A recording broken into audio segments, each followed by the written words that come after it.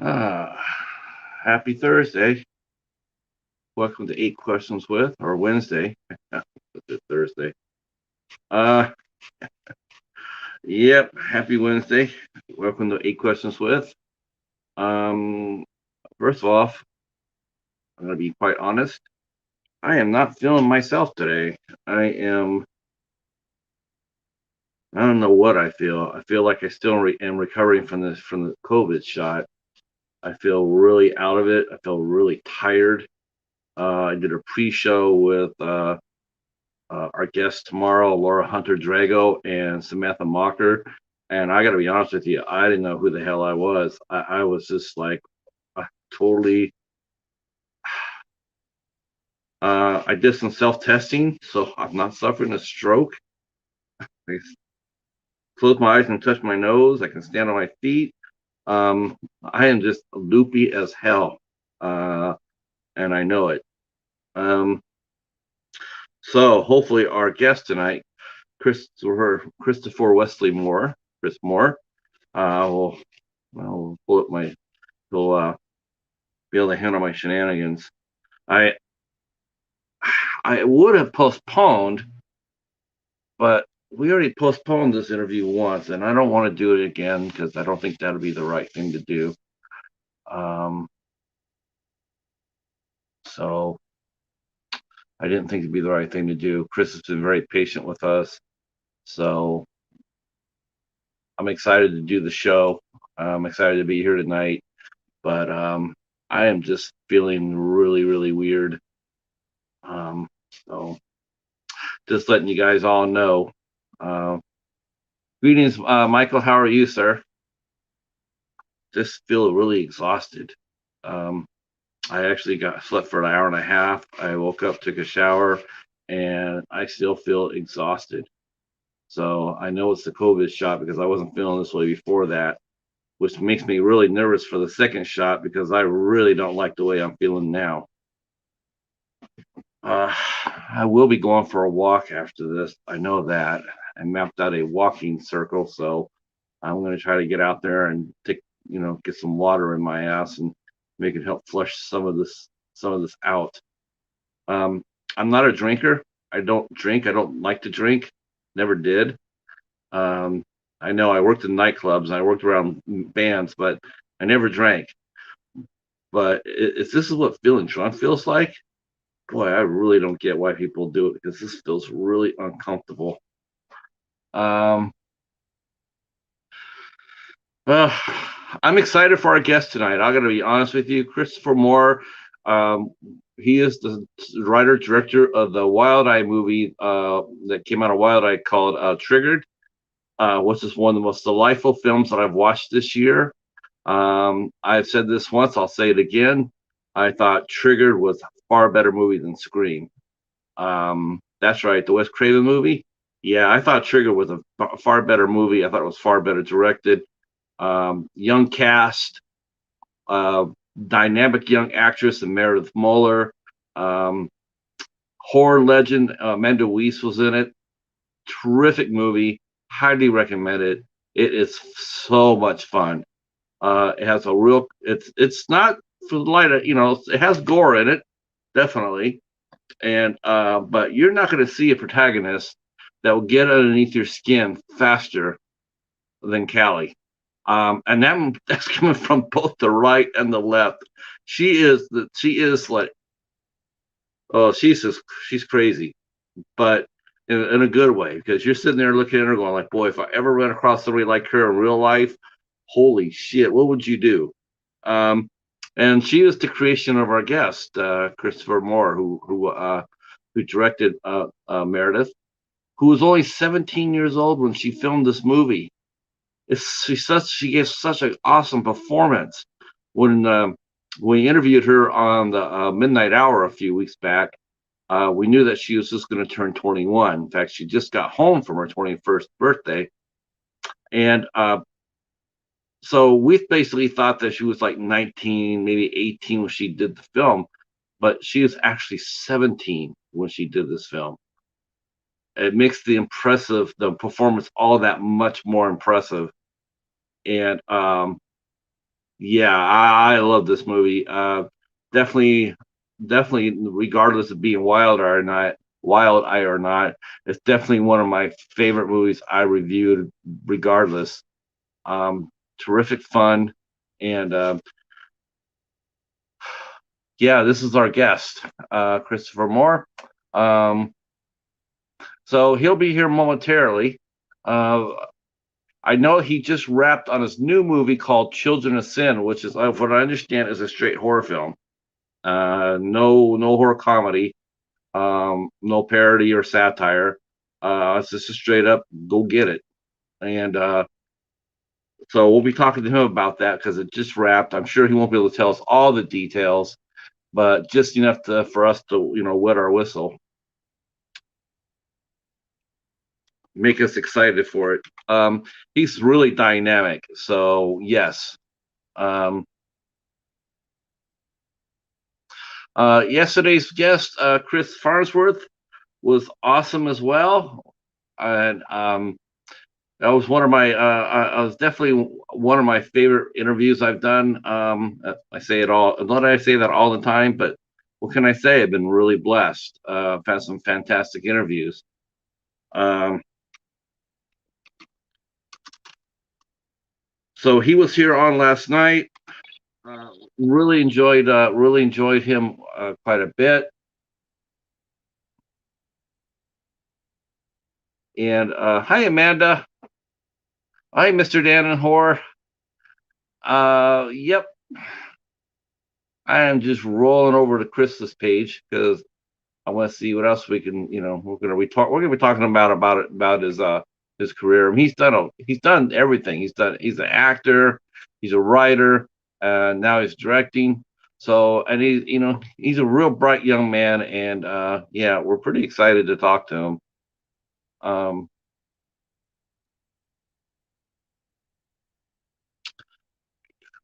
let's see.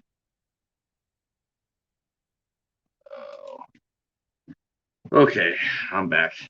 I just had to set up everything. Of course, everybody here in the chat, if you guys are still here, which I see you are, if you feel like sharing us out, that is always welcome and helpful. Um, that'll be helpful. Uh, Chris will be here within about 10 minutes, and and he's put. I have to admit, he's had to put up with some shenanigans here. Generally, I do a pre-show test run. Um, we just kept on missing each other. So we actually did not do one. The last time that happened did not have a happy ending. Uh, so I'm crossing my fingers that it'll work. He was able to connect with us easy enough. But me, I was actually sleeping. I I couldn't stay awake. I did my pre-show with Laura and Samantha for tomorrow, and that was it until I got up. Hopefully, everybody's doing well in the chat. Thank you guys again for coming. Hopefully, you guys are doing well. Um, this is the next to last show in July. Like I said, tomorrow night will be Laura Hunter and Laura Hunter Drago and Samantha Mocker, and I will be much more awake for you, ladies. I promise you. If you're watching this, I'll be much more awake. I sincerely apologize for this afternoon. Um, I guess I could sit there and honestly say I blame it on the COVID. Um, and of course, since I got time, I got to talk about the calendar a little bit. Um, I'm just going to talk a little bit about what's happening toward the end of August. Um, hey, Stephen, how are you? Chadwick, how are you doing, sir? Oh, you know what? I meant to say thank you for your kind words, Chadwick. I did see it right before the stream ended. I didn't see it until today. That I saw your kind words about the interview yesterday. Thank you so much. Thank you so much for your questions. Let's see. I'll tell you what's going on toward the end of August. The last couple of weeks. Uh, starting with the 22nd for the midnight hour. We have actor producer Michael Musatos. He has created a character called the Butcher, which he's actually second. He's filming the second edition even as we speak, and he is also doing a movie called Ravage, which is actually getting quite a strong buzz in the underground indie world. I guess that's a movie people are hearing a lot about. They're interested in seeing what's going to happen. It's got a nice little buzz to it. So we got a chance to talk to Michael on the midnight hour on the 22nd at 10 p.m. On the 24th, we have another musician. We have singer-songwriter Steve Hartzell. I've known Steve for over 30 years, and he is one of the finest musicians I ever worked with. And either as a solo artist or as a band called the Raging Marys back in San Jose back in the 90s. And he'll be here, and he'll actually be performing a few songs from some of his solo records. And that'll be at 8 o'clock. And then on the 25th of August, we have film critic Michael Haberfellner from Research My Trash. As if you've read Fangoria or hell, you can read Movie Database. You can find his website. He's written thousands of reviews, and he will be here on the 25th. That will be a special show. Hi, Jamie. That will be a special show that will start at 2 p.m. Eastern Standard Time because Michael is actually based in Austria. Yeah, I didn't know that either. Honestly, I had no idea he was based in Austria. I've read his reviews in Fangoria for years. When Fangoria was out as a monthly, did not realize that he was based out of there.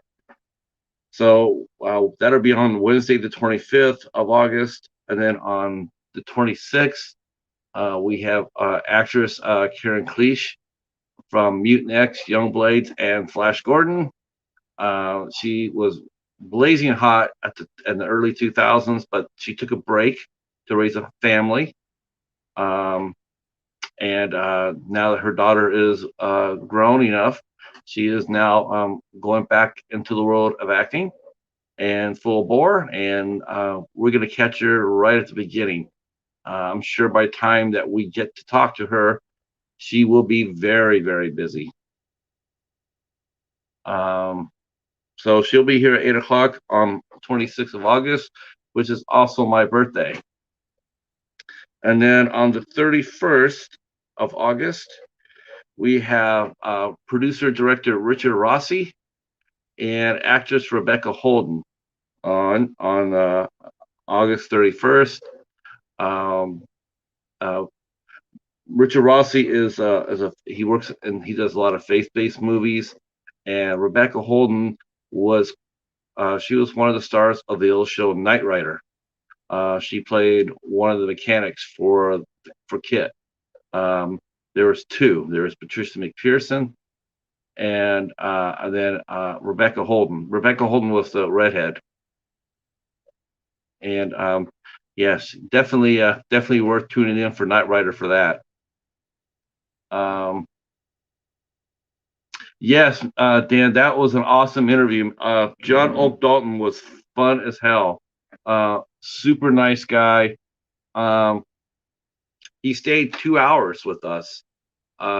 We are really, really fortunate. Most of the guests that we have on the midnight hour, they love hanging out with us. And we've been fortunate. They all want to hang. They all want to stay because before the interview, he really said that he says, I was only planning on being here an hour. I'm only going to be able to stay for an hour. And he stayed for over 2 hours, which we were really grateful for. He answered all our questions. Super nice guy. One of the best interviews that we've had on the midnight hour for sure.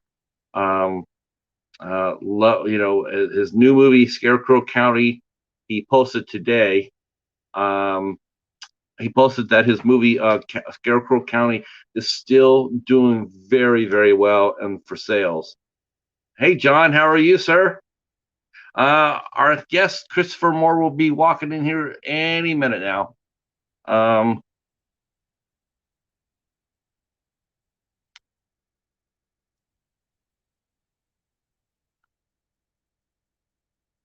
yeah, this is gonna be interesting. Like I said, this is gonna be interesting because Christopher, not only is he a young filmmaker, a screenwriter and director, um, he's not afraid to tackle controversial subjects.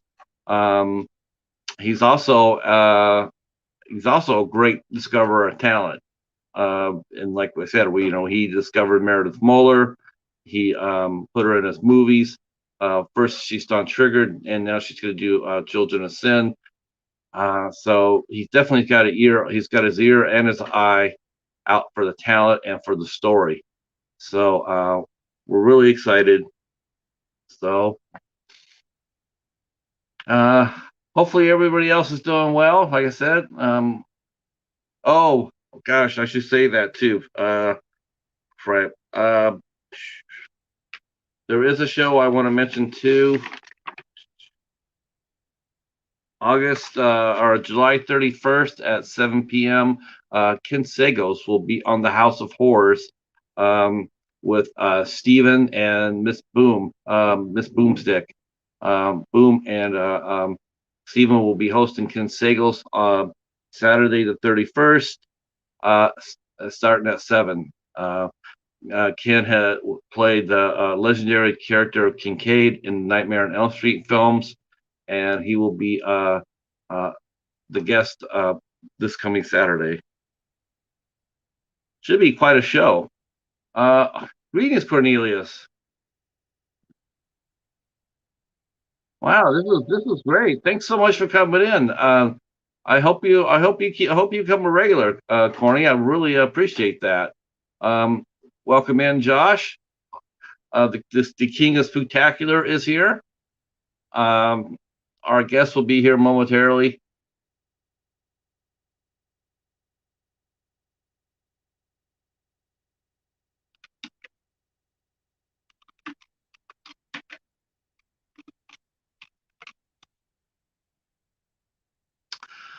I will break one news for September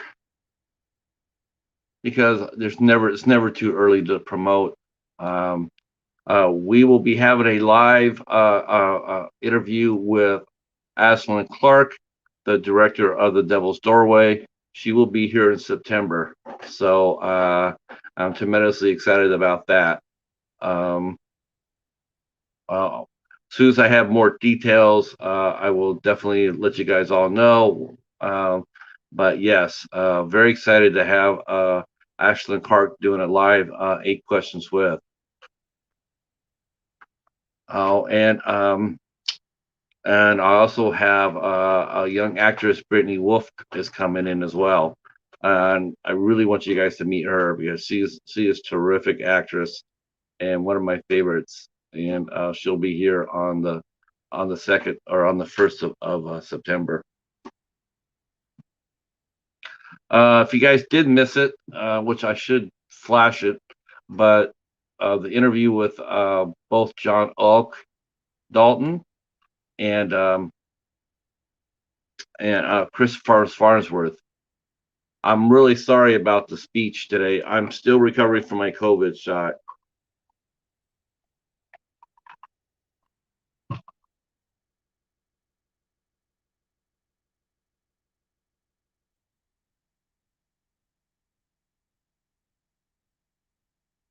Oh. See.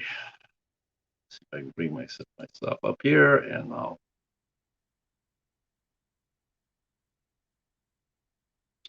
Just in case you missed the last 2 interviews, you go to check them out. I definitely will drop them into the chat. You can go ahead and mark to read them later, whatnot.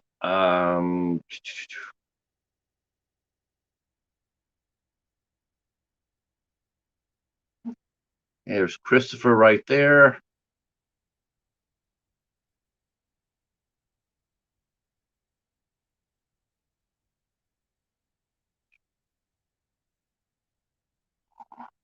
And let me go back and grab John here. Yeah, like I said, the interview we had with John was just absolutely tremendous. Um, Super nice guy. I went to one of my Walmarts and it did not have it. Of Scarecrow County, which I suspected because Walmart is slowly shrinking. They're shrinking their media as well. Um, and here is the interview with John Oak.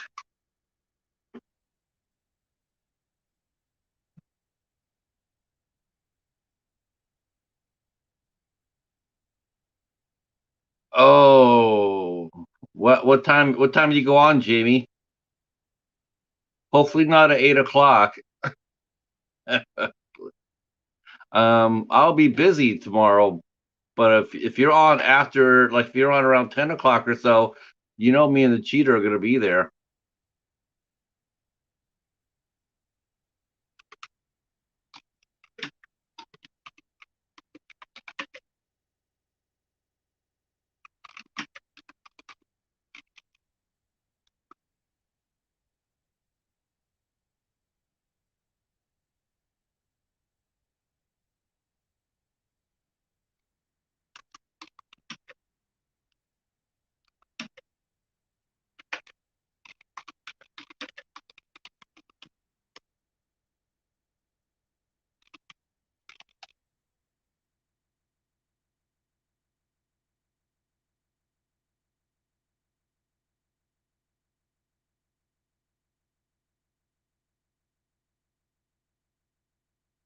Let's see, close that. Oh, you're killing me, Smalls. I will have to catch you on the replay, Jamie. Um, yeah, unfortunately, I got Laura Hunter Drago and Samantha Mocker tomorrow night. So, but I'll definitely catch the replay and I'll definitely hype you up for sure. Um, yeah, I definitely will do that.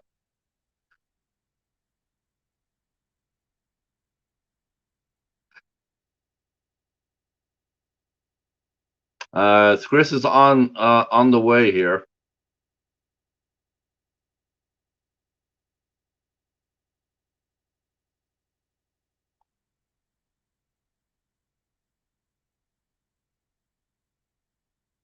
Yeah, that happens, but that's a good thing though, right? Most of us gotten doing good shows.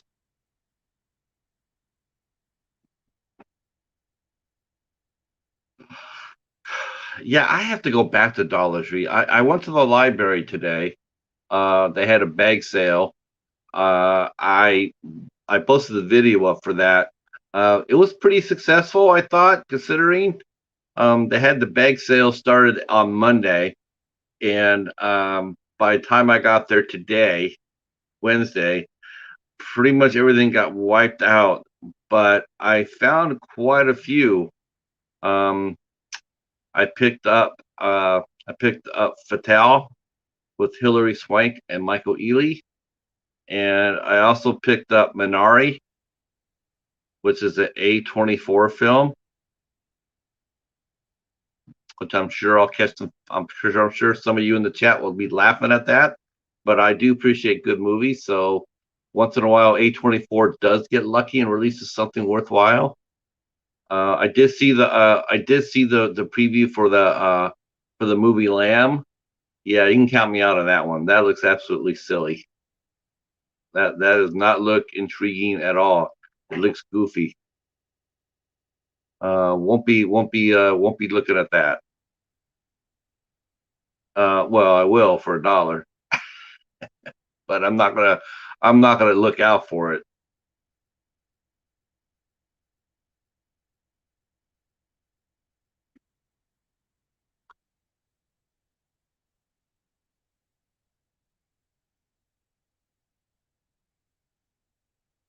Where is he? Give a couple minutes here.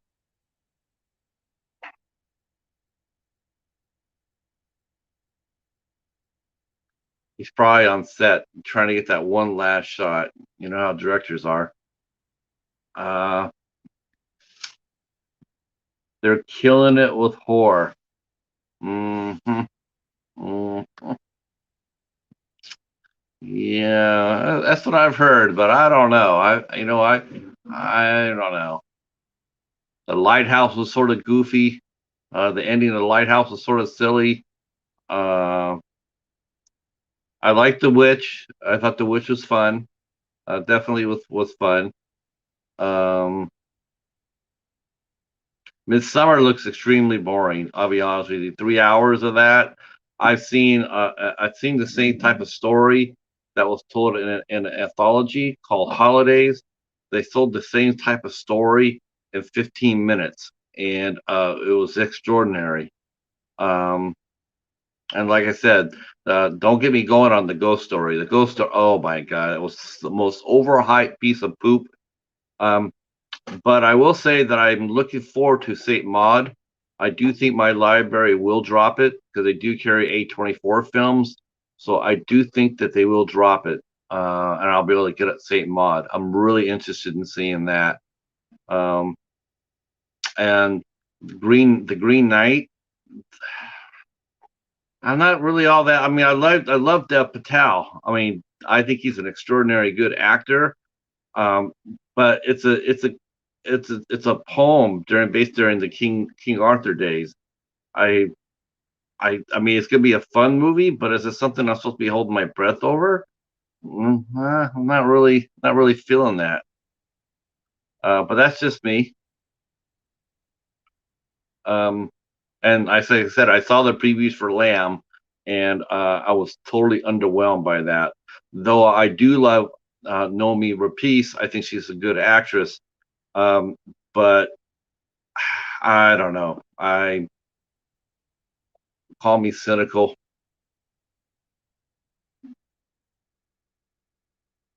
All right.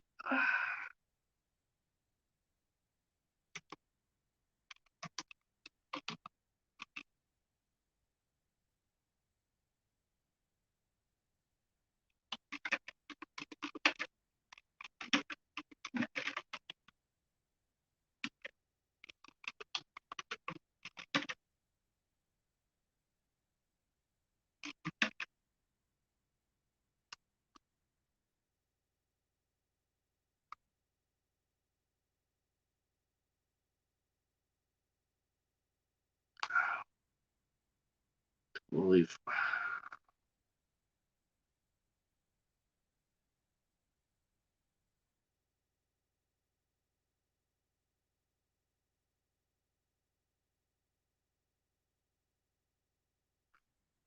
Uh, what did you guys think of the?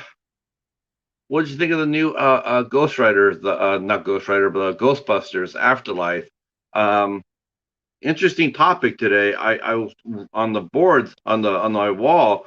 Um, some people were calling it a comedy horror, a horror comedy, and I never saw it at all being horror. The first two Ghostbusters, never saw it as a horror comedy at all. I saw it as basically being straight up comedy.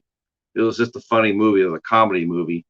Maybe it had elements into it, but no, it was just especially the second Ghostbusters, which was even more straight comedy than the first one.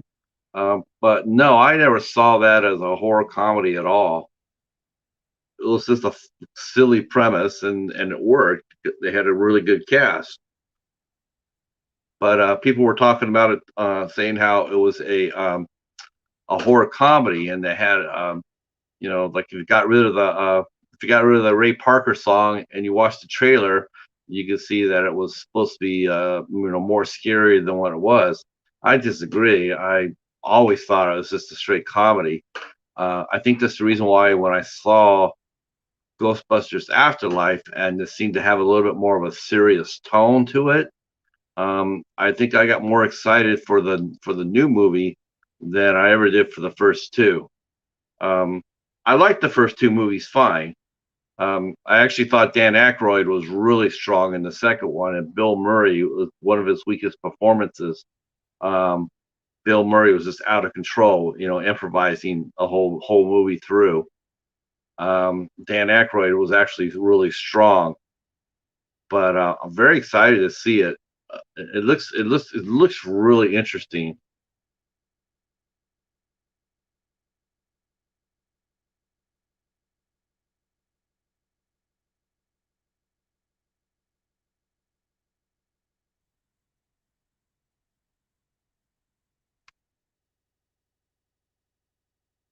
Uh, yeah, I love The Witch too. The Witch was a lot of fun. Um, I thought the goat stole the movie. Black Phillip, he was funny as hell. Um, Anna Joy Taylor was really strong. Uh, yeah, Midsummer is good. It's overrated in my opinion. I mean, it's a good, solid movie, but like I said, I've seen the same type of movie and before, and a much shorter runtime. Um, a Ghost Story was one of the worst movies I've ever seen. Um, the Lighthouse, I guess it's a good character study, but the ending is totally like, I don't know. I don't know what he was trying to do. I honestly don't. You know, I mean, it was beautifully filmed, but was it worth goo goo and gagaing about? No, I didn't think so. Um, I am interested in seeing Saint Maud. I'm very anxious to see that. I already know about the ending. People already have talked the ending out already. I've seen too many people mention it, so I sort of have an idea what to expect for that. Um, but I'm interested in seeing the actress because she's a new actress. So let's see. I don't know where he's at. He pinged me that he's going to be on his way, I don't see him. Yeah, he's still online. I don't know sure if he's having technical problems or not. So I'm really sorry for all you guys for here. This we'll give it a little bit longer here. I don't know what happened.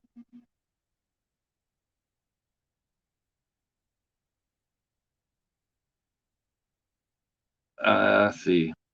But yeah, Ghostbusters Afterlife looks really solid. And yeah, I guess the big hype for the new trailer was a lot of the original cast was in it. You can hear Bill Murray's voice in it.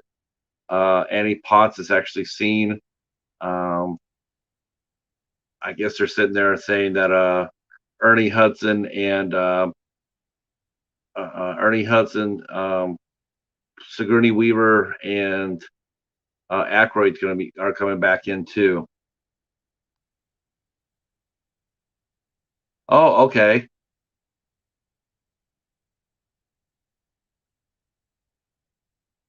There's nothing wrong with doing a $70 film if you could do it right. I mean, look at Joe Lujan. He made that movie Russ for $200, and that movie looks much bigger than a $200 movie. Much bigger. Very interesting movie. Um, so no, it all depends on if you have a good script. Um, and you designed it to be a short movie, so you know what your limits are. So, what are you guys talking about our region free tomorrow, Jamie?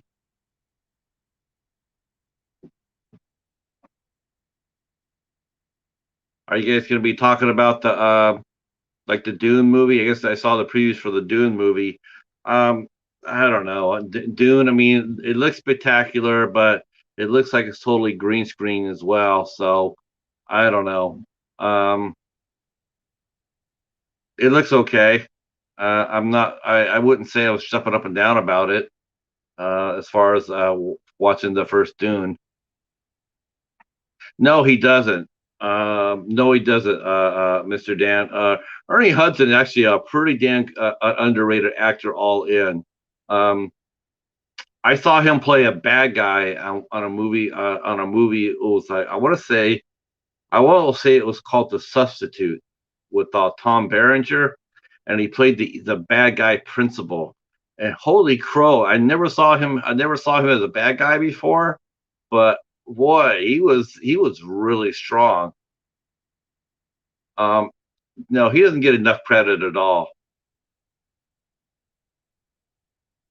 I thought he was. I think he's a fine actor. I'm more apt to watch a movie with him in it than not.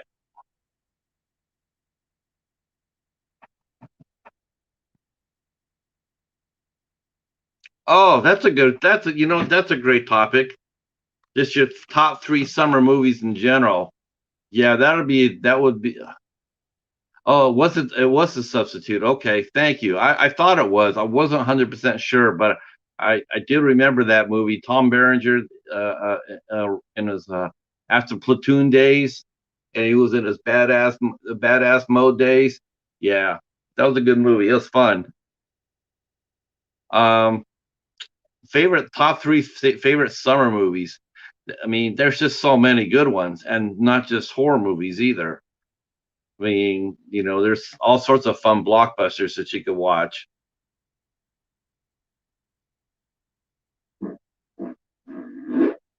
Let's see. I,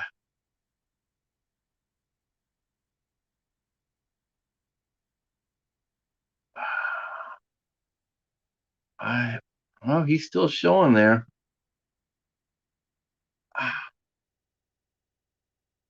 Wow. I hope he didn't get snagged. I know last week he was ending he had to postpone because he was working on his last day or a couple of days of Children of Sin. So hopefully that's not what's going on here. He said he was going to be here. He's excited to be here, but he might have been caught up. So we'll just keep talking until he gets here. Um, well, within reason. I mean, if he doesn't get here by, another 15, 20 minutes, then I don't think he's going to make it. That's a shame.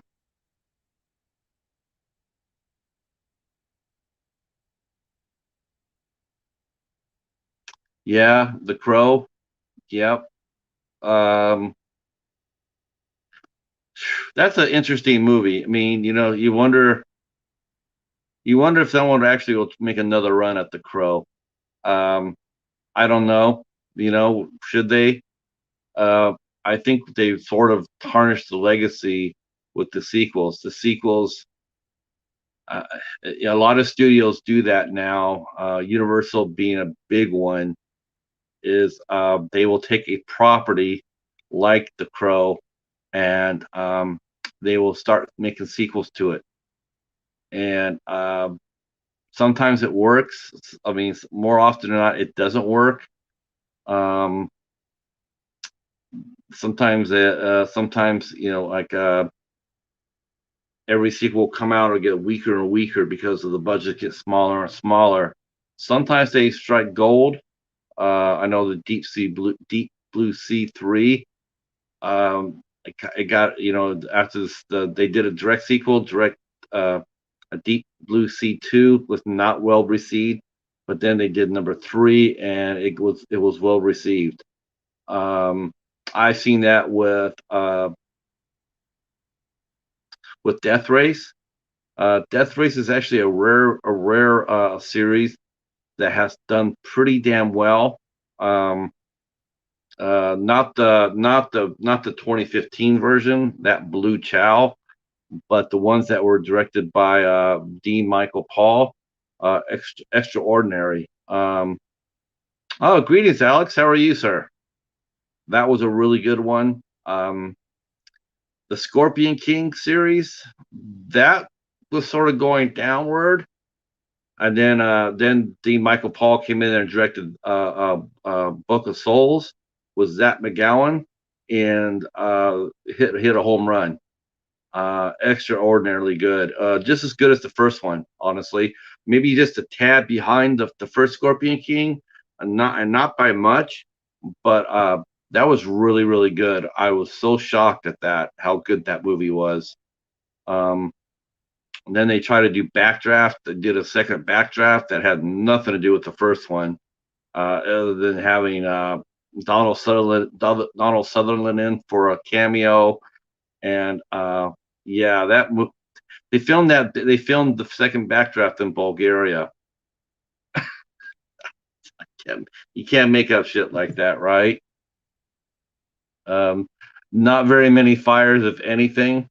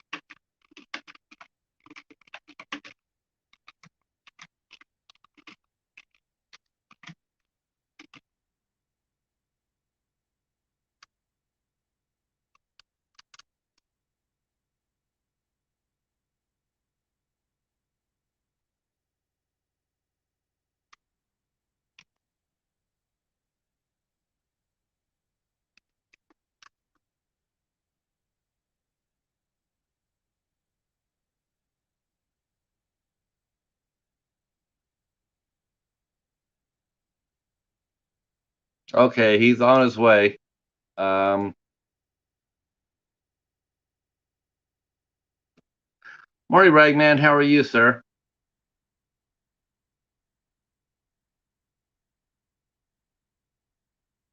Yeah, every Crow sequel got worse and worse, though. It got weaker and weaker. And I think that what happens is I think it tarnishes the very first movie. Um, I mean, I saw that with the Scorpion Kings films. Each one that came out was worse and worse, and it was just like it was tarnishing the name. It was like the worst thing that could happen is have a movie come out of a good franchise, and then get a reputation for making just bad movies out of it. Luckily for everybody involved, Dean Michael Paul came in there and directed Book of Souls, and got Zach McGowan to come in and star as Matthias, and just knocked it out of the box. And those two reunited for the Death Race series as well. They did Death Race Anarchy, and actually, D. Michael Paul had directed, I think, the previous two other ones besides that one, and had really saved it. So you could do a direct-to-video series like the Sniper series is another example of that came out on Sony. That's an excellent series. The Sniper series is top notch. It's definitely top notch. Um, just a strong cast, great locations, good action, smart stories, topical stories. Um, well done. And uh, and there's no reason why you can't do a good series, direct to video, and do it smartly. And you don't have to make your budget smaller every time you do a damn movie. It's like, if you're getting the returns for it, which you obviously are, otherwise you would be making them. Keep the budget strong. Don't go start chincing down on it.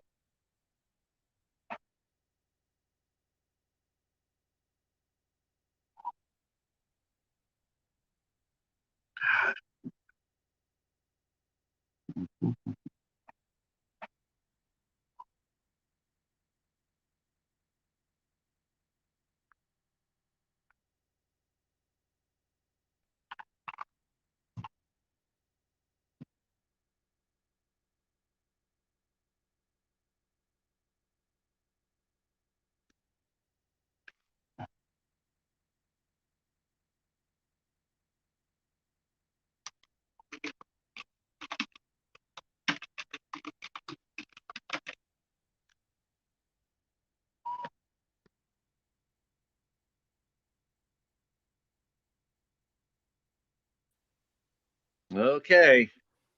Hello? You have What? shown us the Hollywood entry.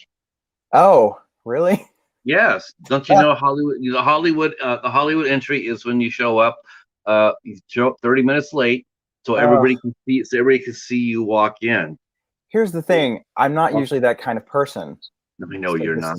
this has been a day. So that's Yeah, I was all just I'll say. explaining. I was just explaining to everybody that this is on me because I got my COVID shot, Oh yeah. and Chris, it's knocked me on my ass. I am flat. I am just like it has made me feel really loopy. I feels like I'm moving in molasses. Uh, Yes.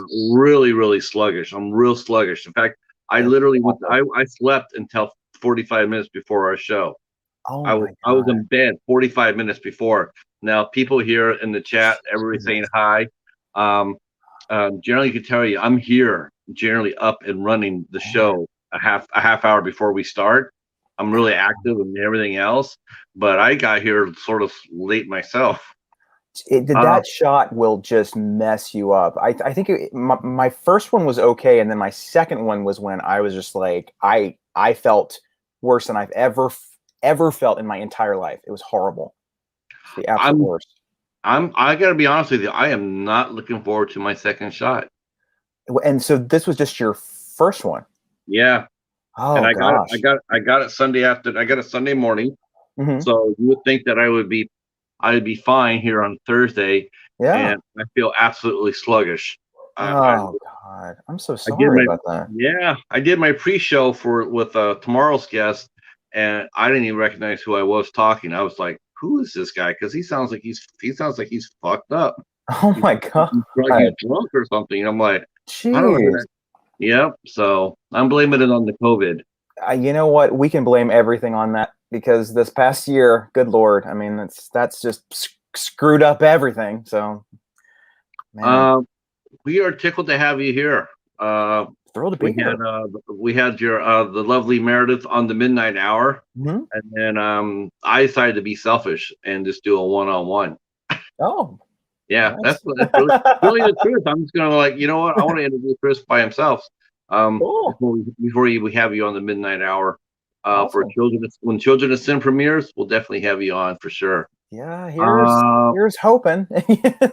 oh, we're looking forward to it. We're very excited for it. Oh, Um, awesome, awesome. I've already told everybody in the chat, and I'll say it again. And anybody who disagrees with me, you can come fight me and the Cheetah. Um, we love Trigger. I love Trigger. I thought Trigger was Oh, a far thank you. better movie than Scream was. Oh, I well, thought I thought you crushed it. well, Uh, I appreciate thoroughly that. entertaining, thoroughly entertaining movie. Um, just a terrific movie. Thank But you. Hmm. before we talk about Triggered, and we're gonna have the audience, our chat will be able to ask some questions. I'm sure they'll ask some Oh, plenty of cool, questions for cool. you. Well, we want to talk about your career, because Mhm. you are very young. Career. It's not. Um, if you don't mind, how old are you, Chris?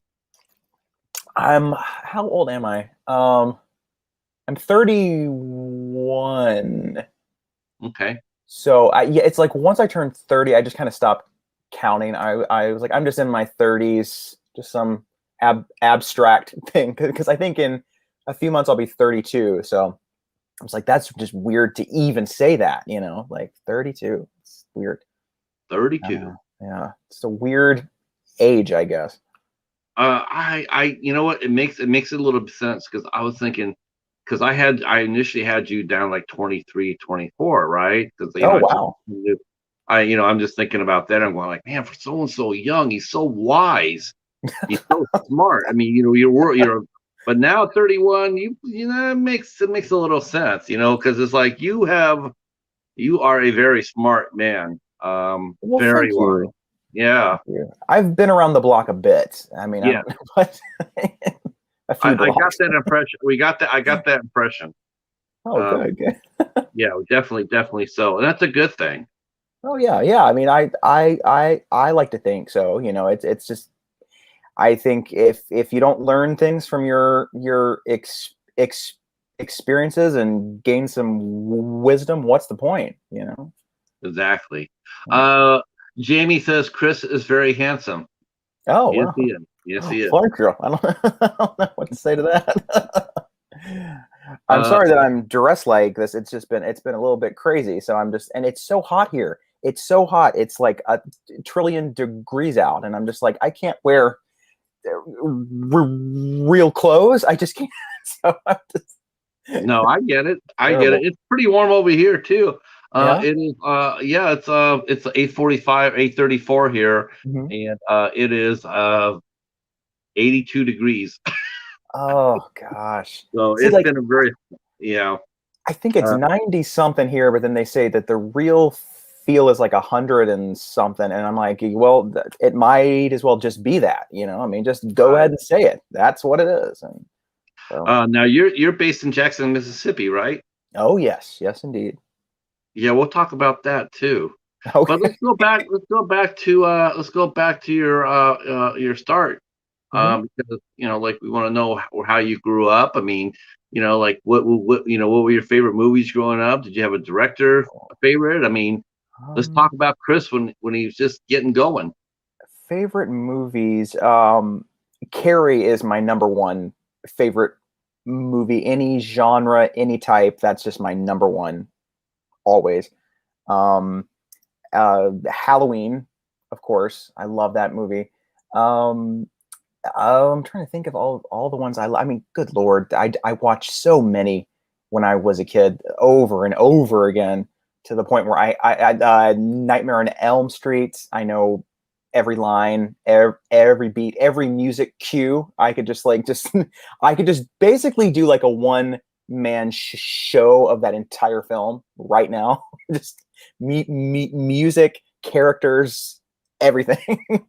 um, I, that was just one of my absolute favorites. And I loved Weird Things as a kid. Like I loved Terms of Endearment and Yeah. 9 to 5 and like all these movies that seem to be made for more like more sophisticated adults. But for some reason, they just kind of spoke to me. I still don't know why exactly, but it does seem kind of strange for a 6-year old to be like, I want to watch Terms of Endearment. It's a little weird. But I just loved it. I love that stuff. Now your parents must have really encouraged you because, like you said, that's not very much. When you're growing up, you're not as a kid, young kids, they're not watching that type of fare. Your parents must have been very open minded, um, Um, which is really refreshing. And maybe it's just a bit of a stereotype, but it seems to be going against what you normally would expect down in the South, in Mississippi and whatnot. oh The yeah, Bible in the yeah. Bible Belt. Ooh. Well, Your parents were seemed a lot more open minded. They didn't mind that you watch what you did. they were open-minded if it was on like basic cable. Like if let's say like USA or TNT were playing Friday the 13th Part 2, they'd be a-okay. But if it was on like HBO or I wanted to rent it, they would be like, no way in hell. Because on TV, they would cut out all the, all the more objectionable parts. At least back in the day. These days now, I've seen stuff on like ABC or NBC that's like just gore and like all kinds of stuff. And I'm like, it was not like that when I was a kid. Like they cut out everything. So I Yeah, guess my parents were all right with that. that's true. I mean, I remember I watched basic cable too growing up, Mhm. and back then it was like if it was basic cable, fine, or Yeah. on network TV, fine. Hmm. Uh, Yeah. It was just my dad said that when I turned 13, I could watch just about anything. But both my mom and my dad had one particular film that they said I could never watch until I was 18, and that was I Spit on Your Grave. They were but, like, you cannot watch that until you were 18. I think I finally saw it when I was 16, and I was like, gotcha. Like, I just thought, and then I was like, well, this movie is kind of just, but that was the one that they were just like, you cannot watch that you never. That was like the most What disturbing did film. yeah, what did you? Because I saw it when I was 18. Oh yeah. Yeah, I was a horror. I was That's a funny. horror fan too. I was like watching all the horror, read all the horror, and everything else. Yeah. And then a neighbor, got it, and he says you can watch it because he knew how much I liked horror, and so he says, yeah, go ahead and check it out. So I went and checked it out, and then all the kids around, my brothers and our friends, they all said, "Oh, can we watch it?" I'm like, "Oh hell no, That was always the fun part. Was no." like That was trying to bring your friends in and just because it was like this sort of secret club. Like let's watch something really like scary and gory, and it'll be like a little secret. But of course, like some kids were very strange. They would say, like, my parents specifically said I cannot watch anything higher than like a PG, and we would always be like, well, you don't have to tell your parents, but they would always be like, I feel guilty, and I'd be like, well, that's your own fault. I mean, like, that's the thing is, though, you can sit there and say, I'm not going to tell my parents I'm watching this movie, right. I'm not going to. But then when they turn around, they see it, and you're walking around like, yeah, they'd be like, what did you watch? Oh, you watched that movie, didn't you? What did I tell you about watching that movie? It's true. It is true. Yeah, I mean, some kids were more susceptible to that stuff than others, and they would get very traumatized. I got in trouble a bit because I would have kids over at my house, and I'd be like, let's watch Halloween, because I had seen it, and I was like, I'm fine. And they would watch it, and they would be traumatized. And then like their parents would call mine and just be like, what has your son done? It was a whole thing. But now, did your parents give them lip service, but then tell you like, listen, Chris, like, we don't mind you watching Halloween and all that, but you got to be a little bit more careful on who you show it to. That's pretty much what they would say. Just like, next time, don't show it to that kid. Just don't do it. I love you. I love your parents already. Listen, they're great folks. Great folks. I love them. Yep. Mr. and Mrs. Moore, you're all right. Let's see. I just wanted to read the chat here. Jamie's mentioning 9 to 5. That's awesome. I wanted to watch David Lynch movies when I was 8, so I could relate. Oh wow! Now that would have been fascinating. Jamie's parents took her to the drive-in to see Jaws when she was 3. That's awesome. They thought I fall asleep. I didn't, and I've been into horror movies ever since. That's so cool. I think the first horror movie I saw, yeah, I guess it probably would have been Jaws. It probably would have been, Yeah, I think I saw Jaws. For some reason, it didn't register as a horror film to me at the time. I wasn't scared by that when I saw it, which was weird because I was a really easily scared kid. But I think the first one I ever saw all the way through was House of Wax, the Vincent Price one from the 50s. That was the first one I saw all the way through. I think I had seen clips from a few that kind of sent me into a bit of a tailspin. I got very frightened, but that was the first one. I think I made it all the way through, and I thought, I can do this. I can watch more of these, and that just kicked off a whole thing. Let's see. Camp Crystal Cabin 6 saying his first horror movie was Children of the Corn. Oh, that's a good one. That's a good one too. That would be fun to see as a kid. I saw The Fly too when I was younger. As far as that movie holds up though. I just watched it. Holy shit, man! You go back to that last scene, and it's still years ago. The effects are fantastic in that film. I mean, really, just it's that practical stuff that I love so much, and I wish they would maybe go back to that a bit more, because it always looks so much better. Just you could just tell that it was actually made on a set. And these days it's just all computer and stuff. So yeah, a house it looks flashy, but a house no soul. Yeah. so here you are. You're a youngster. You're watching I Spit on Your Grave, and so did that is what was the one movie or the director that or with your parents? To me, was there any one moment where you looked to your mom and dad and said, "I want to start writing movies and making them," and Oh. they said, "Okay, Chris." Um, well, the first movie I remember having a really big impact on me was I think it was the last theatrical re-release of Disney's Snow White. I think it was 93. And my aunt took me to go see that, and I was blown away. I was like, whatever that was, I want to do that.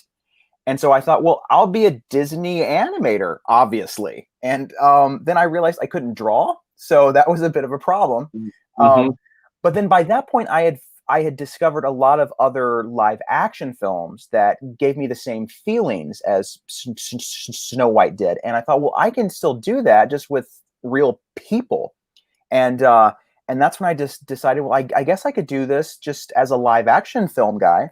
And I think it was summer of '95, and my family and I went to Universal Studios in Florida, and there used to be an attraction there that was called Alfred Hitchcock, the Magic of the Movies, I think, and you would actually see how he shot the main scene from Psycho. And I was fascinated because you would actually see how they shot this, and then you would watch the clip, and I was like, so they got that clip from doing this, and it fascinated me because I thought, how do they cut that together to get that impact when as you watch it being shot, it's nothing. It's ridiculous. But on screen, it's unbelievable. And so I turned to my parents and I said, I need to see this movie called Psycho. And they were like, I don't know, like maybe not. But my grandmother had a copy. Was that before or after I Spit on Your Oh, Grave? that was way before, way before. Okay. I was still innocent and fresh Yeah. faced then. I was like 5 or 6. Oh, Um, okay. Yeah. and I want to see Psycho. and my grandmother had it on tape, and I was at her house, and I said, you know, we saw this clip at Universal for this movie called Psycho, and she said, I've got it. Do you want to watch it? And I said, absolutely. And so we watched it, and I was fascinated. I was glued to the screen the entire time. And I think that was probably the film that made me really want to do horror specifically. That was the one. It just changed everything. I wanted to do that because it was just so shocking. And I don't remember being frightened necessarily. I just remember being very on the edge of my seat. Yeah, I would say the same thing when I saw Psycho too. Mhm. I never was scared. It was more of an Yeah, edge of your seat. The right. and whereas everybody talks about the shower scene, the Hmm. scene that got me was when they're on top of the staircase. Oh yeah. Oh, Yeah, that's so that scary. was like holy shit. It's like Because she holy comes out of nowhere. She's just there, yeah, and then the music, and then the slice on the face, which at that time was, like hardcore gore. I mean, right. just it just comes out of nowhere. It's so shocking. Yeah, he just got totally wiped out right there. Oh, Yeah. that's just that whole scene. Yeah, that scene just still. I think I went to see it on the big screen for one of those like TCM Fathom, things, and and I was just riveted the whole time. It still holds up. It's just such a great movie. Yeah. Yes, agreed. So that was your first inkling. Your Hmm. parents were a little bit like, well, okay, Yeah. well, grandma's sitting there going like, oh, he handled it like a champ. So now your parents are like, okay, all right. Yeah. So where did you go from there? I mean, now, when did you actually decide that this is something you really wanted to do? Well, my first movies that I made were in I think I was about 9 or 10 years old, and I remember the Scream trilogy had just come out, and I thought, I want to get my friends together with my family's camcorder, and we're going to make like a Scream fan movie, I guess, and it was just called Killer. Great name.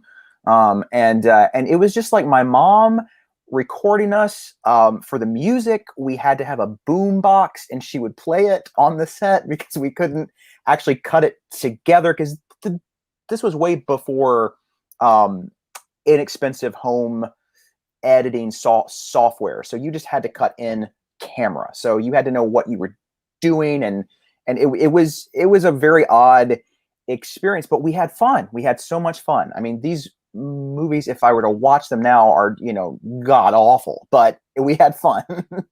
And so I kept doing that from about the age of 9 or 10 to throughout high school, and I kept just making these movies on the weekends with my friends from school. And I shot one that turned into like a feature. Wasn't very good, but it was a feature. And it was just so much fun. I had the best time. I think it's ironical that you did Scream. Oh yeah, it is kind of weird because I mean, really, Triggered is kind of like a weird sort of a Scream fanfic in a way. I guess it has certain elements of the whole franchise, so I guess it does make sense. See, but this is what I liked about it. See, I really liked your movie in the sense that your movie stayed fun from the get-go. It didn't, good. you know what I'm saying? It was fun from the get-go. Whereas Scream, this is my point of view, but the rest of Scream, after the first kill, is absolutely does not belong in the movie. Not to the extent as it was. Mm-hmm. Now, if you want to go ahead and kill Drew Barrymore, I'm all right with that. But the way they had her killed was just way beyond. It just took you out of the movie. You're supposed to, because you go in there, you expect to get a horror comedy, but then you see how utterly. Just watch that first scene. That first scene is terrifying. It is. Yeah. And you do make a good point there. That scene, it doesn't really fit with the rest of the film. I because that scene is more like something that Wes Craven would have done, like in his like Last House on the Left kind of days. Exactly. It's very extreme and it's heartbreaking too. I mean, the whole part with her parents and she's trying to call out for help. It's a very realistic, terrifying scene, and the rest of the film is, it is kind of more of a horror comedy. So that tonal shift is kind of strange. Yeah. And that's what I really appreciated about Triggered was it didn't have that. It wasn't jolting. It was like it's a love letter, and here it is. The love letter to slashers and our world today, because it's very much rooted into our today's world. And here's a love letter to it, and it's like this is an amazing movie. Well, thank you. See some of the chat going on here. Jamie's commenting. Price's House of Wax is so good. It's best. It's funny too. That's another movie with an overkill. Was a remake of House of Wax, and whilst I'm not a big Paris Hilton fan. I thought the reaction to her dying in the movie and people were like cheering, and I thought that was really. I saw that. I've seen her death in that movie. That was just like wow. I mean, you could just literally sense a real menace and almost like hatred on from that. It's like, okay, I could see you killing off a character, no problem with that. But like that, I mean, that really? movie, I personally really love that movie, but I think the whole publicity marketing thing, I remember that. I remember when it came out, and the tagline was "See Paris Die," and I thought, Paris Hilton doesn't seem like that bad of a person. She seems all right. I don't know why there's this need to see her die. I thought that was a bit much. People clapping in the theater. Yeah, I want to say they did that in my screening too. And I was like, and the thing was, I thought she was actually not bad in the film. I thought she actually created a character. If I remember correctly, her character is the only one that's like, hey guys, maybe we shouldn't go investigate the weird smell in the woods, you know, like she's the Right. smart one. So Yeah. I was like, I don't know. I thought it was, but that was a very mean film, in a good way, I think, but because you never knew who was going to die next or how they were going to go. And it was pretty shocking. There was some stuff in there. I was like, whoa, wow. You know, Yeah, it was cool because you didn't see, you're not really expecting to see someone like a Paris Hilton or Alicia right. Cuthbert actually do horror and do it well, but Yeah, they yeah. did. Um, so okay, so now you're getting your first film. Your mom's helping you. Um, so what about your first project? I mean, what's the one where you just decided to sit there and say, "This is what I'm going to do"? And as far as writing goes, how Mhm. old were you when you started to screenwrite? I mean, did you just Oh. sit there and practice it over and over and over? Did you read books about Um, it, or I do remember writing my early scripts on pages of loose leaf. So it was like hand written. And I finally graduated to typing when I was later in high school. And my first few films, we didn't really have a script. And that was probably one of the reasons why it didn't work was because there was no real script. It was just like, you're going to come over and I'll explain like the situation, and then it'll be like improv. And so it was like these weird like improv horror films, which horror doesn't really work well with improv. You actually have to think like, where am I going to put the camera? How long do I need to hold on this one shot to make the scare work and stuff like that? So I discovered that through that process. But my first real script was a movie called Lock-In, and that was a film. It was a teenage slasher film. I was 17. It was made for my film's film club, and we were allowed to go into the school at night and shoot. So it was like the coolest thing in the world to have this entire school at your disposal for a slasher film, because like it was just, it was, the halls were creepy and dark, and so we really got a lot of mileage out of that. The film itself, not so great. well, Um, but I was 17. Like, what are you yeah, gonna right, right. I do? mean, it's not like Spielberg rolled out of bed and shot Yeah, Jaws. He had yeah. to start. He had to learn how to crawl before he could run. Yeah. In fact, I would say if someone comes out of the gate with a brilliant film, I feel really bad for them, because their next film, the level you have to get up to compare with that, many people can't do that. Like, you always hear like this 22-year-old kid has this big hit in Sundance, and then it comes out, everybody loves it. His next film, everyone's like, wasn't as good as the last one, and he can Yeah, I never got I got a compete. good yep, I got a Yeah. good example for you. Josh Trank. Hmm. He did Chronicle. Hmm. Everybody loved it. He's Yeah. never he's not even come he's not even in the same state ever since. He's Wow. haven't come close. Yeah, Um I mean, you got to wonder what it is. I mean, maybe some people just only have so much that they want to say. They say it, and then they're like, "I'm out. I've got nothing else," and they just move on. You know. there's a couple more things here in the chat I want to bring up. Jamie's asking questions. She says, "What are some of your favorite horror movies besides Scream or Jaws? Do you take inspiration from your favorites when writing?" Oh yes, yes, absolutely, absolutely. My first film that I really own up to is called Blessed Are the Children, and that was a film that was just kind of inspired by a lot of stuff that I loved. I mean, it had some elements of Alice, Sweet Alice, and Alone in the Dark. Um, just all these sort of 70s, 80s slasher films, and so like occasionally I'll be like, oh, that was a really great set piece from this one film. Maybe I could take that and kind of update it a bit. there's a scene in that film.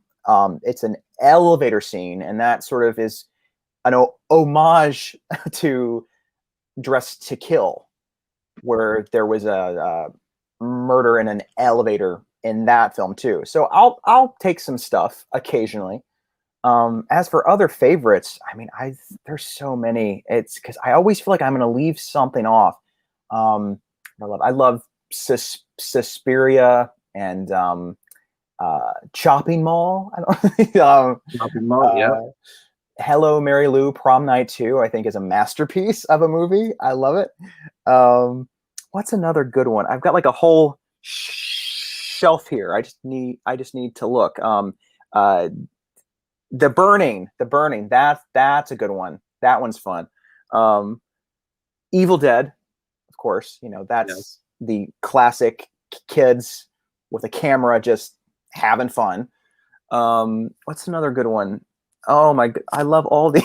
I love them all. Let me ask you a question because I'm interested in seeing this.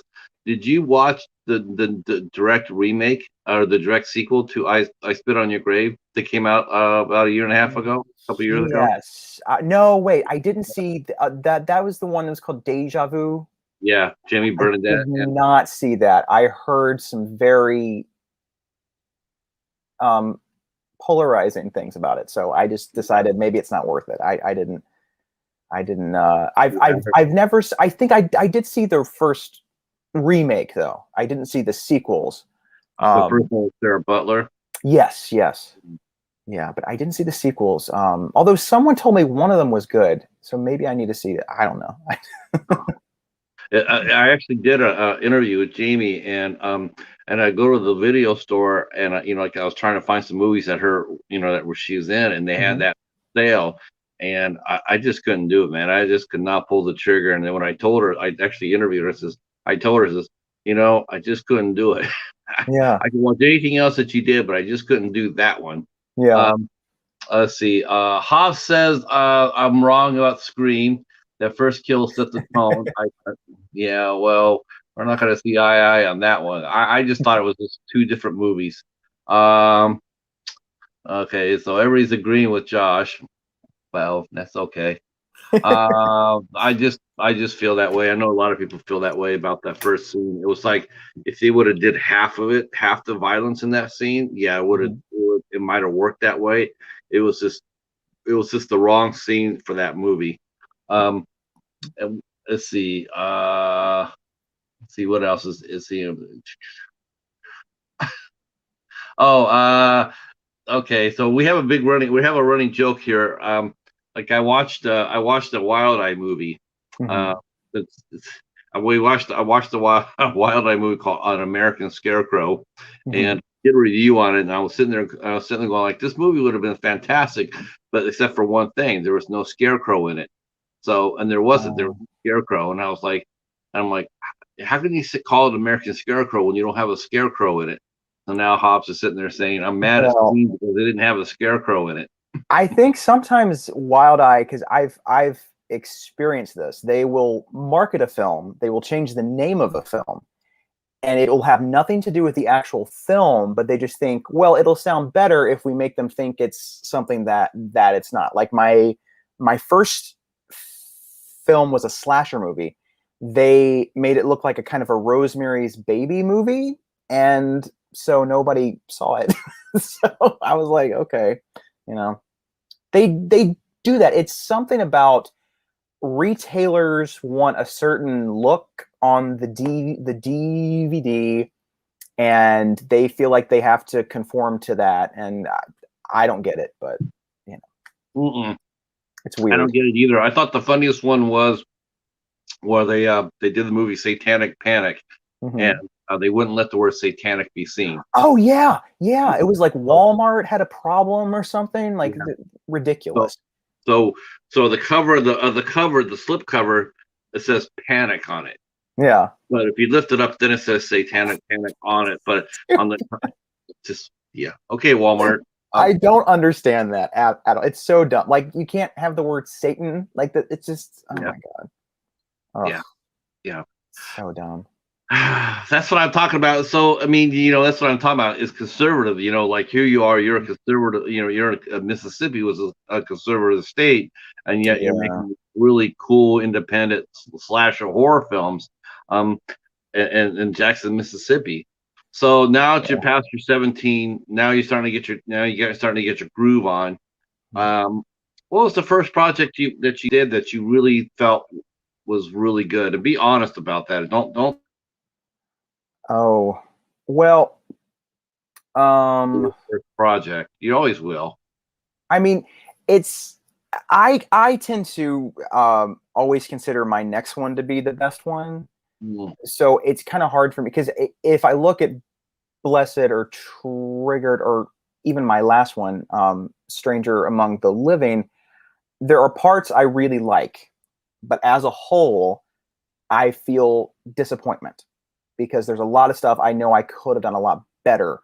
But this film I'm working on right now, as of today, I mean, a week from now, I could change my tune and say it's a disaster. But as of today, I'm incredibly proud of this film, and I can't wait to get it completely cut together and scored and all that stuff. So I would say Children of Sin is actually the first one I'm like really thinking that's pretty good. But the first film that was really out there in the public was Blessed Are the Children, and I'm proud of it for what it was. But I think if you watch it, you can see this is someone who's starting out. Yeah, It's not that's as exciting. assured. You know, But see, that's exciting. I mean, I know for me, I love that. I love going back to the early films because then you go back and you can see how the filmmaker progressed, right? both with his writing and his technique. Yeah. Um, we were discussing this last Sunday with screenwriter John Oak Dalton, and we were talking about there was a writer, a critic, who absolutely loved the filmmaker. He Hmm. loved this filmmaker, and but he reviewed this guy's latest movie, and he said, I love this guy. You know that I do. I've written about him plenty of times, but I got to be honest with you. I'm frustrated because his movies never improve. He's using Oh, the same technique that he's used for the last 20 years. He's yeah. not improved his craft at all, and Hmm. it's frustrating for me both as a fan and as a critic, to sit there and watch that. I Absolutely. think Yeah. I think any filmmaker that you know like you're right, coming out and hitting the home run for the first film, the Yeah. pressure is going to be tremendous. Oh, But you a kill me. skilled, but a gifted filmmaker will find a way to do it to elevate his next movie. Right. I Um, mean, I think that's the fun part is seeing how you're improving, because I don't feel like I've hit um, my peak yet. I mean, I don't know if you know when you've hit your peak, but um, I don't feel like I have yet. I feel like I'm just going to keep getting better because I've seen in my past three that okay, well, this one was one thing, but then the next one improved upon that, and the next one improved upon that, and this one improves upon stuff from the last one. So I can see a pattern, and so I'm happy about that at least. yeah, I agree with you. I definitely can see your films getting better and better. Oh, Um, good, good. Yes, yeah. I mean, as a whole, I'm sure the chat will agree with me that when Meredith was talking about Children of Sin, we were all very excited for it. Oh, Um, good, good. Oh, it's you oh, know, it's she was so excited about it. She conveyed that same excitement to us. Now it's one of the movies that I'm looking forward to. oh, that's awesome. That's so great. I don't think I've been as excited about a project since I was probably 14. I mean, I'm just this movie shooting it felt like the summers when I was a kid, getting my friends together and just making something for fun. I mean, this movie, and it's really weird because the story is the darkest story I've ever told. It's a really dark film, but we were laughing so hard the entire time. Like we were shooting these dark, depressing scenes and then just bursting into hysterical laughter. And I was like, this has never happened where we're just, it was so odd. And we had such a good time. And so we've been cutting the film together, and it's really weird to watch those scenes where you remember on the set you've had such a great time, but once they're cut together, you're like, this is kind of creepy. Like I kind of forgot we had made a horror film, and because it was just so much fun. But then again, that's what makes the movies. That's what makes it really. You're doing the right stuff and going in the right direction. When Yeah. you yourself are sitting there looking at it and going like, this is sort of creeping me out, Yeah. and I'm the one that wrote it. Exactly. I was like, this is kind of violent. I don't know who made this movie. I was like, it's weird. Okay. Thanks, Hobbs. I got I haven't had any. I've been really blessed. I haven't had any trolls come in. Oh no. And so I gave a couple of wrenches out, and Hobbs is he's the co-host with me on the Midnight Hour, so he's watching out for us. Oh boy. I hate trolls. I hate them. Yeah, me too. I don't understand their purpose. Hello, Red, and hello, Spotless. Thank you for coming. We're talking to screenwriter director Chris Moore, who wrote and directed the movie Triggered and the upcoming movie Children of Sin. So now you're after, like I said, you're after past 17, and now your first. What's the first movie that was that you sold? Technically, it was a movie called Perversion, and I made that when I was 18. It was like my last month of high school, and I made this movie because I thought I was going to be very shocking and very daring and make this like psychosexual, like repulsion-esque movie. And it was shot on, I think it was, what was that format? Was it mini DV? It was not an attractive format at all. It looked hideous. But I mean, that's what I had, and I sold that to a group. They were called Scream Kings, and I don't know how many copies of that they sold. I don't know. The problem with distribution is that a lot of these people make these big promises, and then they don't even pay you a cent. So it's happened, and so you have to watch out for that. But that film it has interesting moments. I haven't seen it in, good Lord, probably almost 15 years, I guess. And I don't know if it holds up or not, but I took some risks, and proud of that, at least. But then I went off to film school and just sort of learned some more technical things. But what was weird about that was that film school kind of actually depleted me of joy and passion for film for a while, because I wasn't really able to make the movies that they wanted me to make. They were trying to get me to make all these like awards, festival bait stuff, and that just wasn't my style. And so it kind of took me a long time to make another movie. I mean, I did a web show with a friend of mine that was kind of a comedy improv thing. But besides that, I didn't make another movie until Blessed, which was 2015 or 2016. One of the things that caught me, and I hope you don't mind me asking about this, because I actually listened to your commentary on Triggered. And I was watching it. The first thing I caught me was and I was very impressed by it. But and again, I hope I don't make you uncomfortable with this. If so, we'll just move straight on. But I thought, you know what? He must have gotten a lot of empowerment from this. It must have really helped him. But I noticed that you've worked very hard to overcome a stutter. And I thought, you know what? That must have been really. It must have been really helpful as being a director to overcome that. I mean, making the movies must have really helped you, because unless you're actually like hearing it, you're not hearing. And I was just Right. really impressed with it. I enjoyed your commentary, and I was Thank you. very impressed with that because you communicate so well, both with your speech and with your films. I mean, it's just like, if you don't mind, I mean, how did you overcome that? Because I mean, speaking in the clear voice is a huge thing in making a movie. How Um, did you overcome that? it's the weird thing about it is that my parents tell me I had one when I started kindergarten, and then apparently it just went away. But it came back in sixth grade, and then it just stayed, and it's just here, I guess, forever. I don't know because it's I can never tell when it's going to flare up because I could be as relaxed as humanly possible and just start stuttering like crazy.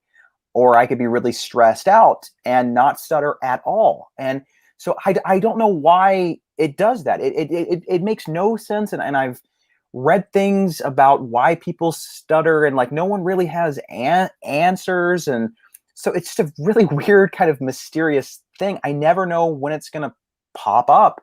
Um, I think acting kind of helped me a bit because, when you act, unless your character stutters, you can't stutter, because they need to know what you're saying.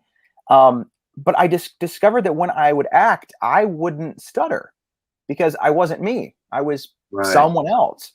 And so that helped a lot. And then I think just learning to just take a moment and just slow down. I think sometimes my mind is just going so fast that I want to just blurt everything out really quickly. Yep. Um, my mom and my sister talk really, really fast, so I think I'm trying to keep up with them. So maybe that's what it is. I don't know. So it helps me to just kind of slow down and just breathe and just articulate everything. And sometimes that helps. Do you like acting? I mean, do you Oh act yeah. more do you act more as more for fun, or I mean, because I don't see you. I didn't see you. I know you have your database page. You have like 14 credits, but I don't Yeah. see you as an actor so much as I see you Right. as a screenwriter director. I How do you see yourself? I don't. I mean, I am part of a group that does a bunch of shows, and I've been a part of that group for probably 7 years now. Um, and that's been fantastic. Um, I put myself in like little cameos in some of my films. Like I played the detective in Triggered.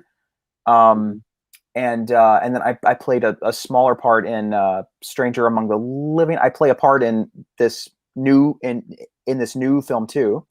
Um, but I never like a lead role. I think that would be a bit much to take on, just in terms of having to direct and act and produce. That makes my head explode. I don't think I could do that. So Oh, I'm like, you're gonna yeah. remake Scanners for us. All right. Oh yeah, yeah. Without the special effects, it would be all live. Um, that would be a bit much. I mean, never say never, but it would have to be something that I really believed in. I loved to act, but um, it doesn't really bring me the same amount of joy as just creating a story. I think that's the fun part. I think with acting, you're kind of at the mercy of other people a lot. You have directors and you have other producers and people who are saying don't do it that way, do it this way. No, that looks wrong. You should do this. But when you're creating, you just get to make the whole world, and it's so much fun. It's a blast. But I do love it. But I don't do it as much as maybe I should. I don't know. Um, what is working in Mississippi? Is that an easy place to make a movie at? Easier than like LA, I'm sure. LA, I have been told is impossible. Like you have to get a whatchamacallit, not a warrant. What am I? You have to get a license just for everything, permit. Yeah, yeah. Like I mean, if you're just like shooting in like a park, you have to get it. And here, like no one really cares because they're kind of delighted that someone's making a movie. They're like, oh, that's quaint. We don't really see people making movies every day. Whereas in LA, it's just like, well, it's another Tuesday.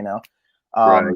So actually people are really pretty good about it. I mean, they'll give you locations and help, and because it's just fascinating to them that someone is making a movie, and there's a lot of talent here too. There's a lot of really great actors. Awesome. Yep. Yeah. So I mean, I don't think it all has to be in LA or New York, you know. Speaking of talent, how did you find Meredith? Well, I had done a show with her, the musical Gypsy on stage, and I was writing Triggered. I think I had gotten the idea for it during that show, and I had gone on to act in a different show, and that's when I started to write it. And as I was writing it, I just kind of saw her in my head, and I could hear her saying all of the lines. And I thought, I don't know if she can pull it off, but maybe she can. I didn't know. So I gave her the script, and I said, I want you to audition. And I think she read 2 scenes, and I kid you not, it was exactly as I heard it in my head, which was kind of terrifying. And I was like, oh my God, like, this is her. We don't have to look for anyone else. She's got the part. And it was an absolute joy. She's one of those actors that somehow just instinctively knows how every scene should be played. I've never really had to direct her. I've had to maybe say, like, oh, maybe don't say that line as sad, maybe less angry, you know, like little small things like that. But I've never had to say how you're playing this whole scene needs to be rethought completely. She's always on the right page. And I really can't wait for everyone to see what she does in this new movie. I mean, it's such a different part from Callie. I mean, it's just like the polar opposite. So Callie really going to show a lot of range. Callie is such a fun character. Oh boy! I mean, you created a classic there. I mean, you really did. You created a classic character, and she gave Meredith. Meredith gave her life. Oh, absolutely! So much fun. She's wonderful. I mean, I've told her, like, you know, even people that don't like the film, they all walk away loving her. And I'm like, you know, you came off smelling like a rose. Like, you have not gotten one bad review at all. Like, everybody loves you, you know, because she's so good in this part. She's just wonderful. As a director, I mean, now especially down in a small town, you know, or, you know, relatively Mississippi. I mean, how do you handle how do you cast your movies? I mean, you know, there's not I can't imagine there's a tremendous pool of talent there. So how do you find your talent? I go on these like southeastern theater film groups on Facebook, and I'll post a casting call, and people usually just respond from that. I mean, there are some parts that I'll actually write and offer to specific people that I've worked with, and I do tend to return to a few of the same actors a lot. So I will actually write parts for them in mind and just be like, here's the script, do you want to do it? And they'll say yes or no, and you know, then if I have to find someone else, I will, but you know, they get the first offer. But mostly I get it from those groups. A lot of really talented folks.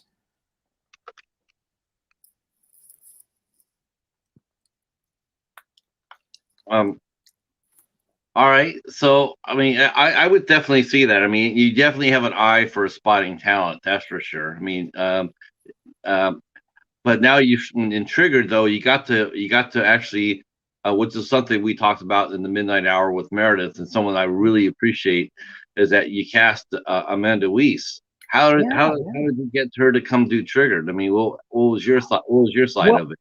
I had I reached out to her through I think it's her manager for conventions, I think. And I just sort of said, like, if you have anybody who might want to play this part, you know, let me know, and he recommended Amanda. She read the script, really liked it, and said, I'd like to do it. And I thought, oh, okay, wow, all right. And originally that character was supposed to be two different characters, and I was looking for two kind of known actors to play both of the parts. And I was in discussions with one actor, and she was interested, but then she had a con to go to as we were shooting, and we couldn't change the date. So I thought, oh no, like, what am I going to do? So I thought, okay, well, we already have Amanda. Let's expand the part and combine those two parts into one. And so it gave her a lot more to do. And I think it made her part a lot more interesting too. But Yeah, she was great. as a fan of hers, I can't thank you enough for that, because there's nothing more frustrating. It's a common theme. It's a very common theme, sadly, that a lot of the horror actors like that who have names, they get cast for a day, they get their paid that one day of work, and then they get a one scene and they use their name to start the movie. Oh, it's the worst. It is the I worst. hate it so much because you get so excited. You're like, oh my God, Adrienne Barbeau is in this movie. I love her. And then she has like one line, and you're like, what? Yeah. What is this? Like, what? She flew all the way down to the set for one line? Like what in the hell? You know, it doesn't make sense, because you can actually film a lot in one single day. You know, if you only concentrate on their scenes, you can squeeze in a whole lot.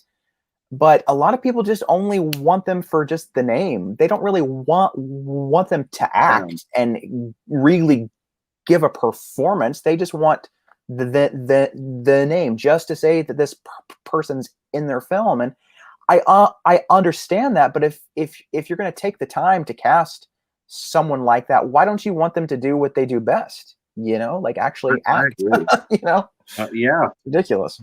Yeah, I agree. It's a frustrating thing to see a someone who you like and respect, and you get excited that they're going to be in the movie, and you go ahead and watch it, and they're in there for one scene, and that's it. I hate it. It's so frustrating. Oh. So how was the film received in your hometown? I mean, how are your movies received? I mean, you know, do you get the? Well, Triggered was interesting. I'm sure. I think we had them. We had this big premiere. It was packed house. The first 15, 20 minutes were going pretty well, I would say. Lots of laughs. And then something happened, and they tuned out of the movie. And the rest of the premiere was kind of a disaster. It was just flat. So I don't know. And then afterwards, I heard a lot of people were very upset and offended by the gay content of the film, and that's what upset them. They were very troubled by the nudity and just the whole gay stuff. So, but I mean, it's Mississippi, so you know, what are you gonna do? But so, like, my mom was horrified. She was just like, "Oh no, I can't believe you did that!" Like, you know, she was just horrified, and I was like, "Oh, sorry, Mom." You know. Well, it was a calculated risk. I mean, you know, that's part of life. You know, it's you can't sit there and it's not all Snow White and the seven, you know, Sleeping exactly. Dwarfs. Yeah. You know, yep. But then on the opposite side, though, like I there was someone on the film's Twitter page who contacted us and was like, "Thank you for that stuff. Like, when I was a kid, we didn't have that, and to see that was really cool." And I was like, "Oh, that's awesome." So, you know, it's for some people and it's not for some others, and that's just every movie. You know, some people are gonna love it, some are gonna just despise it, some are gonna think it was just kind of so. What are you gonna do? I watched a movie that came out. It was called Burning Palm, and I watched that movie. It was a bit of an anthology story, and it connected 5 stories together. And they had a scene with an actor named Anson Mount, who's actually but he did a scene in that movie I had never seen in a mainstream movie. Never seen it. It was a very it was very different for the conventional moviegoer. But I was sitting there going like, that is something I've never seen before. It was but I thought at the same time I'm going like, well, this is weird, but I'm going like, it's also very daring. Right, yeah. It was very daring. It was like, wow, this is a mainstream actor. This isn't Yeah, just this yeah, is some indie guy. This is a guy exactly. who gets cast in major stuff, and he's Mhm. doing a man-on-man sex scene that is very, very graphic, Yeah, and it's I mean, something he's not used to seeing.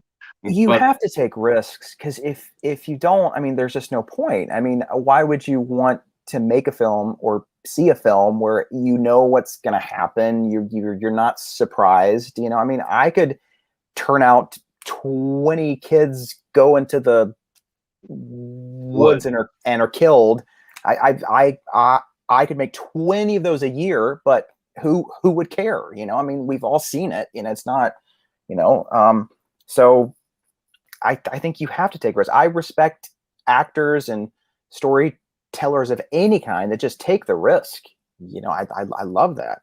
What is the? Do you think that? Do you think? I mean, do you think Children of Sin? I mean, you mentioned Children of Sin, but Mhm. do you think that's going to be your biggest? Is that going to be your riskiest movie that you've done, or you think is Oh, Triggered has Triggered been your you riskiest? know, what's weird about Triggered is that no one read the script and said, I don't think I can do this.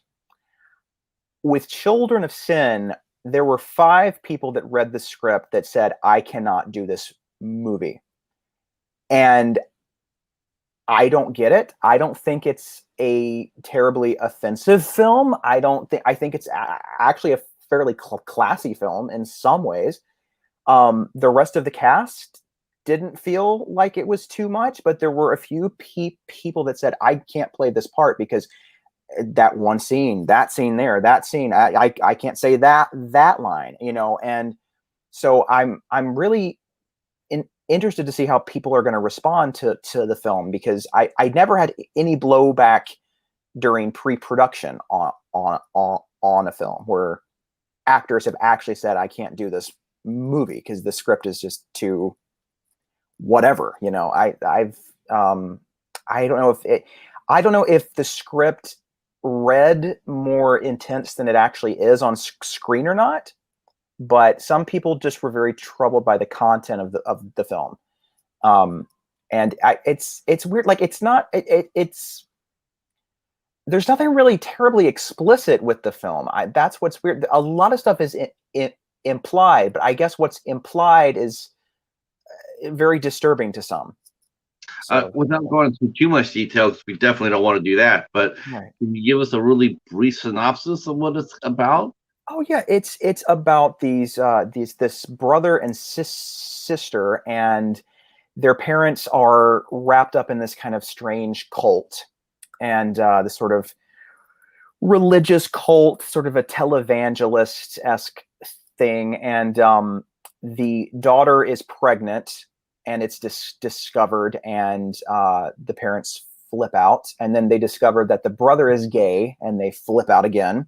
So they are sent to this secluded retreat in the woods where they are sort of supposed to kind of pray all this stuff away. And the way that they go about it is sometimes a little questionable, and that's all I can say. And they have to try to escape and get on with their lives and retain some of their dignity in the process.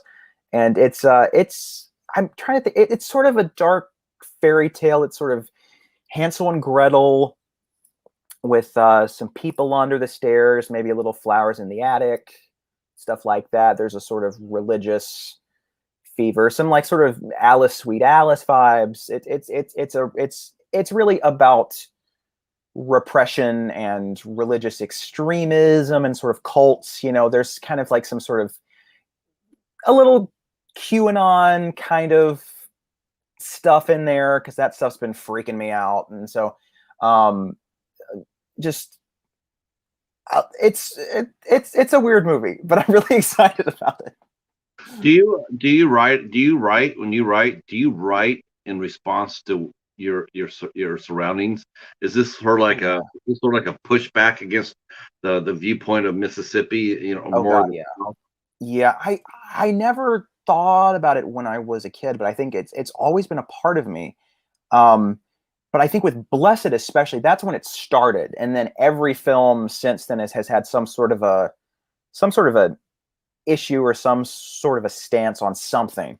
Um, and this film is most definitely. I mean, the last few years, especially last year, I was seeing people turning against their own families, and because of these weird cults that are out there online, they're getting all this misinformation, and it's creating these kinds of brainwashed people.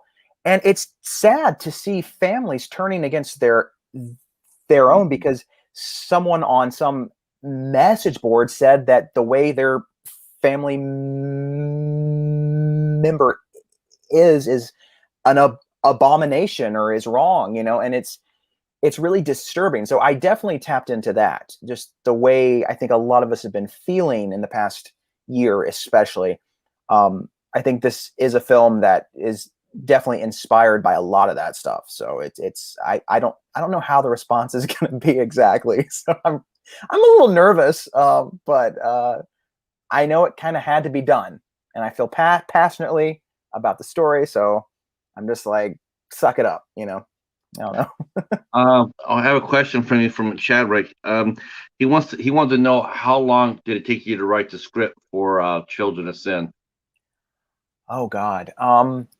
I had gotten the concept years ago, just like this idea of like a sort of a religious camp kind of thing where just things go very, very wrong.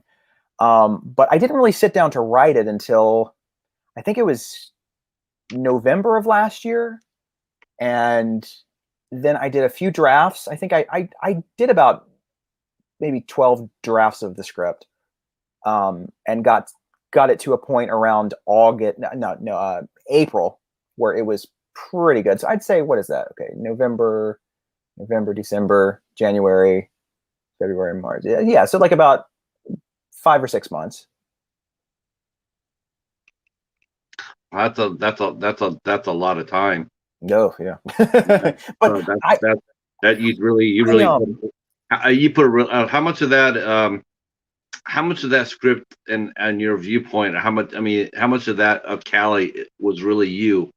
Is any of oh Callie you no, at all in no. there? Callie is. Many people think that I wrote that part to kind of like stick it to someone, but I really didn't. I just thought it was funny. Um, I don't think anyone really exists that's exactly like Callie. She's so extreme, I don't which was know. my point. I mean, I think I would have to disagree with that. I definitely have to. have you been unfortunate enough to meet someone like her exactly? Because that sounds Oh terrifying. yeah, yeah. It's I mean, yeah. There's she's there's there's people out there. yeah. I mean, 'Cause I don't know if you're on Twitter or not, but if you're oh not, well. See, yeah. but Twitter, I don't consider that to be like real life because I think people boost themselves up so much when they're online, and they try to have this really thick skin and they act a lot more badass than they actually are. Um, and I'm convinced a lot of these Twitter accounts though are just like these random bots. I don't even think they're real people. I'm convinced Oh because yeah, you're right. they rarely have an actual picture. It's always like a cartoon or something, and I'm like, what is that about? So Yeah, yeah. I feel like it's some weird like performance art. Something's gonna come out one day, and we're gonna discover that this is like just been some weird experiment. I don't know because some of these people, I'm like, how do you leave the house without just exploding? It's wild, but I don't know. Gosh, but I don't think there's much of Callie. I mean, there's some humanity to Callie. I think just the feeling of wanting to be appreciated. I guess everyone feels that. I guess. I mean, that's kind of a universal thing. So I tried to bring that into her character, so maybe that. But yeah, I don't. Every now and then she'll make a slightly decent point about something, but then she says something that's so wacko that you're like, nah. So I don't know. She's a wild one. I am opening up the chat for some questions, so people can come on in and ask you certain things, more things. Oh so boy. we'll keep talking. We'll keep talking while people start posting. I just find it fascinating, though, that you're where you're at and you're able to make the movies you're making. I'm not terribly surprised by what you said what happened during your premiere. I'm sort of like, yeah, I would think that would happen because it's such a different film. It's just something down there, and it's like I'm sure that for the first 20 minutes they're going like, yeah, look at all, they're looking at that going, yeah, look at the liberal, I'm sure the person will come out, and all of a sudden they see the other aspect of it, and all of a sudden it's like, well, because it's like looking in the mirror for a lot of those people. And I don't care which side you are, I don't care what, because I've seen that person both on the right and on the left, and so yeah, it was definitely an experience. I think it's interesting. A lot of people, when the film was first announced, there was like all this backlash that was kind of terrifying because I don't even think we had shot the film yet. Like, I think we had shot a teaser, and there were all these people coming after us like, oh God, they're just gonna, these like old crazy right wingers. And we're like, we're not right wing. Like, just wait for the movie, please. And so most people with critical thinking skills, have seen the film for what it is and for what we intended. And I think the funniest part, though, was that the ones that thought it was going to be like this movie's going to own the libs, they're the ones that were so offended by the film because of all the gay stuff. So to me, that's hilarious. I think that's a hoot. Oh, man. It says, do you agree with us, Chris, when we encourage Meredith to have merchandise, as well as merchandise for yourself, such as pink wigs in the movie? Yeah, we love the wardrobe. The wardrobe in Triggered was quite entertaining. Oh, I do love the wardrobe a lot. We got a lot of that on eBay. A lot of that, just trying to look for the weirdest outfits imaginable. Because I mean, really, Callie and her mom have some of the craziest outfits, and the most fun part was trying to dress Beverly, the mom, because every time she walks in, you don't know what her hair is going to be doing or what she's going to have on, and it's just like, what is going to happen? And so we found all those clothes for fairly cheap too. As for merchandise, I don't know if has anyone really seen this movie? I don't know if many people have. I don't know if it's quite at that level yet, but. Well, speaking of that, how did you get your deal with Wild Eye? Oh, well, that was, they put out my first film, Blessed Are the Children. And they, besides the cover art, which was misleading, I thought they did a really good job at marketing the film. They cut together a trailer that I thought really sold the film incredibly well. They got me some interviews on podcasts and stuff like that. A lot of news articles and reviews and stuff. And I thought, oh, well, this is great. They know how to market a film. This is wonderful. And I think I just finished Triggered when Blessed was coming out. So I just kind of gave them the rights. And I said, here, do what you want, because you did a great job on Blessed. Here you go. And they did not promote the movie at all. No. So I think we got one news article somewhere that was like, this is coming out on DVD, it's September something, and that was it. And so I was very disappointed, and haven't seen a cent. So it's not exactly a great deal. So wow. Yeah. But I've heard that story with a lot of other people. So yeah, we even Yeah, unfortunately, Yeah. we've been hearing that too a little bit. Yeah. I think the one that gets me is the ones who sit there and say it, they got our film, but it took it 2 years for it to release it. Oh yeah, I And, mean they'll they'll, God, they'll that, do that too. Yeah, and that's change what the kills. name. A friend of mine put out a film. It was originally called Stirring, and they changed the name to Mrs. Claus, and they Oh, cut out a scene. They cut out a very important scene oh, in the film, and they didn't tell him until he saw it and was like, "Wait a second, where's that scene?" And they just said, "Oh, we thought maybe that would be too like upsetting or something." I was like, "You could have at least told him, you know." Like, wow! I didn't think they had the right to do that.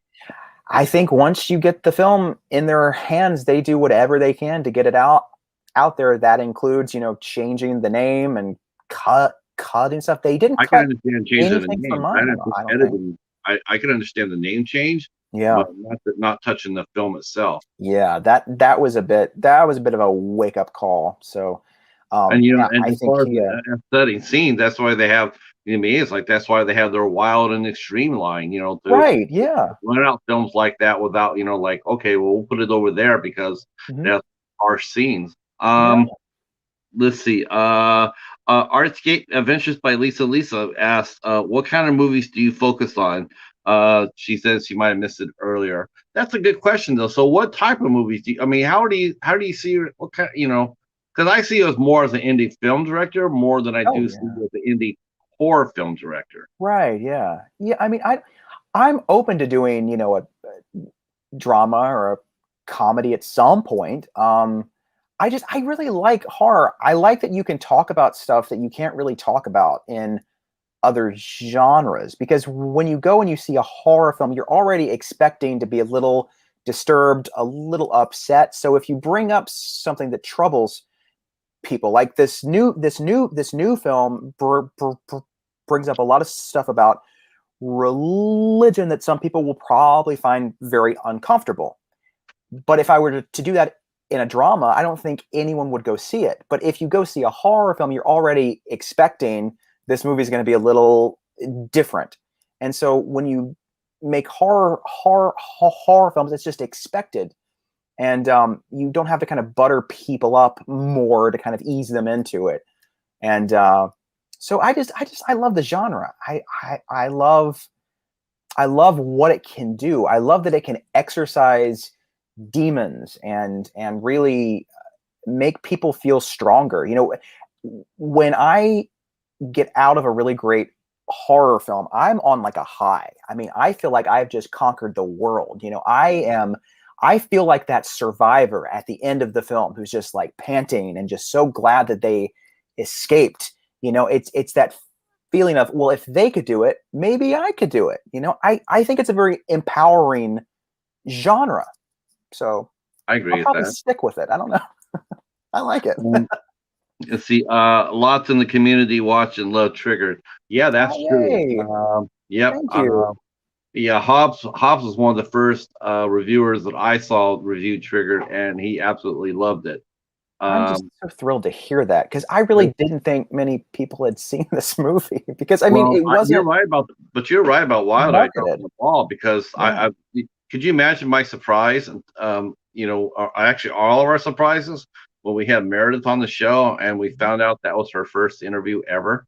Oh yeah. Yeah. I mean, she I'm could have been doing so many to promote that film, Yeah, and there was nothing, not a single thing. It was a shame, you know. yeah. But Well, you know what? We're catching up. that's Um, right. That's right. because because if you go around, if you go around and search our YouTube channels, you will see a lot of people that have written and or have talked and done reviews about Triggered, and they really enjoyed it. It's a very Oh, popular movie. that makes me so happy. That's awesome. That's so cool. Uh, Oh wow. so Hobbs is asking, uh, so Wild Eye doesn't compensate the director when they distribute the motion pictures. Yeah, we've heard Really? stories like that. Yeah. They say that they will. They say, like, well, we have all these upfront costs and we just have to earn those back first and then you get paid. But then, you check in a few months later, a year later, 2 years later, and they're like, well, we're still kind of trying to make ends meet. We didn't quite make this goal. And so they always start to add things to the expenses list. And, but I mean, when you make a film for really no money, it's like, I mean, I don't know what you expect, I guess, but my last film I put out myself, and I haven't made like millions, but I've made some cash, and that's good. So I think I might try the same thing with this next one, because I think that's probably the only way to go at this point, because I've heard the same stories about many distributors, so kind of makes me a little bit leery on the whole thing. Yeah. I mean, I know there's some that are, there are some out there. I don't know, the reputations. As far as the Wild Eye go, I try to stay neutral, about that. But I do hear directors comment that, between the fact that their movies don't get released for years later, the retitle of the movie, and then not getting paid for it, it's a common theme, and it's just really sort of disheartening, because a lot of us here, we really do like Wild Eye, and and whatnot. I've talked to Rob on email for a long time, not so much anymore. I criticized the movie that they did called American Scarecrow, and it didn't have any scarecrows in it, right? And so I mentioned it, and so that ended that. I don't get movies for Rob anymore. Oh, great. Well, I mean, he's, listen, he really, with Blessed, he had seen it, I guess, at a festival, and he sent me an email glowing. He said, this is just a great movie. It's so wonderful. I love this part and that part. So it was obvious he had seen it. Like he had actually seen he does. Rob is amazing in that respect, Chris. He will come and and read or watch every review that we put up about their movies. Yeah, he is there. I mean, I'm not sure. I mean, I totally respect the fact that he takes the time to zip over here and and to me, what hearing you say how he didn't promote Triggered, it sort of really surprises me, because there has been some positive and a lot of positive comments and reviews and whatnot for the film, and it's like, I'm surprised that just hasn't been used to help market the movie, because if he makes money, you make money, you guys both, it's a win-win situation for both. I would like to think that. Yeah, I mean, I think it's in both of our best interests, but it kind of got to the point where I was like, well, if you're not going to market the film, I'm not going to make anything from it. I'm not even going to promote it. So I just was like, screw it, I'm done. So I don't know. Hobbs is mentioning that he says like you're a collector yourself, and he's noticing your movies in the background there. Like, well, what kind of movies do you collect? I mean, like, what are your movies back there? Oh gosh, I mean, I've got all kinds of Arrow, Scream Factory. I love all kinds of movies. I really do. I've got any IOC Midnight, IOC films. I think I might have a few. I know I have the Autopsy of Jane Doe around here somewhere. Awesome. That was IFC. Yeah. I love all kinds of movies, and like nowadays, I mean, you have these companies that are putting out these movies that some of them never even got released on tape, and they're finally getting seen, like Vinegar Syndrome. Oh my God, some of these movies, I'm like, what is this movie? I've never heard of this, and it's fascinating. There's these really great movies that you've never seen. And it's great. Oh, I love that stuff. We're all physical. We're all physical collectors here in the chat. Good. That's why we're big fans too. So a lot of these folks like Hobbs and other people, they have literally hundreds, if not thousands, of movies from all over, all these different boutique labels and whatnot. So not only do they love films, but they also like collecting them as well. Absolutely. So it's just, with like streaming, that's great for some stuff, but with the way they just randomly take things off without warning, it makes sense to have a physical copy at all times, because you never know when they're just going to be like, this movie is no longer available, and then you're at the mercy of the streaming folks. And so it's just nice to have them. The Cornelius collection mentions physical media all the way. Mm-hmm. Yeah, I'm with you. I agree. Cornelius. I agree. Yeah. Man, I gotta say this again too. Thank you for coming up, Cornelius. I'm totally tickled. He's one of the members of our community, and he's lately been coming out to check out our interviews. And I just can't say thank you enough for doing so. And thank you all for coming out for this. Mm-hmm. I'll start thinking about wrapping it up for you, Chris, because I know you're busy and whatnot. And I do appreciate you sharing your time and your insight. Sure. Into the process of your career and how you make your art. I'm so happy to met you and to be able to have a chance to talk to you. It's been a blast, yeah. Well, there you go. See, now you got some publicity for it for the movie. It only took 2 years? I don't know. How long's it been out? I can't remember. Yeah, that's not something. So how that is one question though, is how do you as a film director, how do you handle both we talked about how do you handle a bad review? I mean, is it something you dismiss, or is it something you take to heart? I didn't really get reviews until Blessed, and that was playing in some festivals, and the first few were actually pretty positive. And so I was like, oh, yay. So I guess that means most people are going to like this movie. And I'll never forget, I got one, it was on my birthday. Okay. And this guy saw it and he ripped into every single scene. Like he was like, this piece of lighting sucked. This actor sucked. And I was like, oh my God, you literally hated every aspect of this movie. Nothing was redeemable. And I was like, oh my God. And that was my first really bad one. And that one actually did kind of hurt. I was like, oh God, so this was a complete waste of time for him. And I think that's what hurts more. It's not an ego crushing thing. It's that, oh no, I failed so badly that this person thinks that this film was such a waste of their time. I feel bad about that. I feel bad that I made the waste of this person's life. Like I feel bad about it. But yeah, but how do you? But to me, it's like, I've used this story before because it's such a good story. But I know a director who flew over from Ireland and they viewed her movie, and there were 300 people watching her movie. At the end of the movie, there was like 295 people that were like 296 people that were like, thumbs up. Yeah. And then there was like 4 others that were sitting there going like, well, I don't get it. And what do you, And she was so focused on the 4 people because they're the ones that were the loudest about it. Mm-hmm. About what are you trying? I don't get what you're trying to do.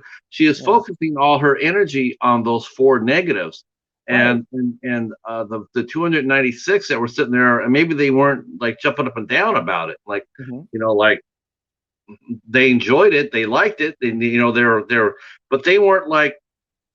I don't know. I mean, maybe that's something that we need to do as far as critics go. I try to do that. I champion when I review a movie and I really enjoy a movie and I really enjoy it. I do become a champion for it. I will speak about it. I mean, that's why I said about Triggered. A lot of people think, well, you're just crazy, but I'm not crazy. I do think it's a better film than Scream, and I'll stand by that. I think I definitely do. I think it's exactly what Wes Craven should have done, but didn't do. And I just feel like, this is a movie that I would definitely tell anybody and everybody to watch. There's several movies that are like that are for me, and I do champion them. And I just think, I don't know. Sometimes I think directors tend to take that one bad review. Oh yeah. I mean, I think they tend to take it too much, and it's like, dude, there's 30 others that like your movie. What you have to look for though is if there's a common theme. If a lot of people are saying, I hate this film because that one actor is so bad, if you get a lot of reviews, like I would say if you get about 3 to 5 that are addressing a common theme, then okay, we have a problem here. We do need to address this.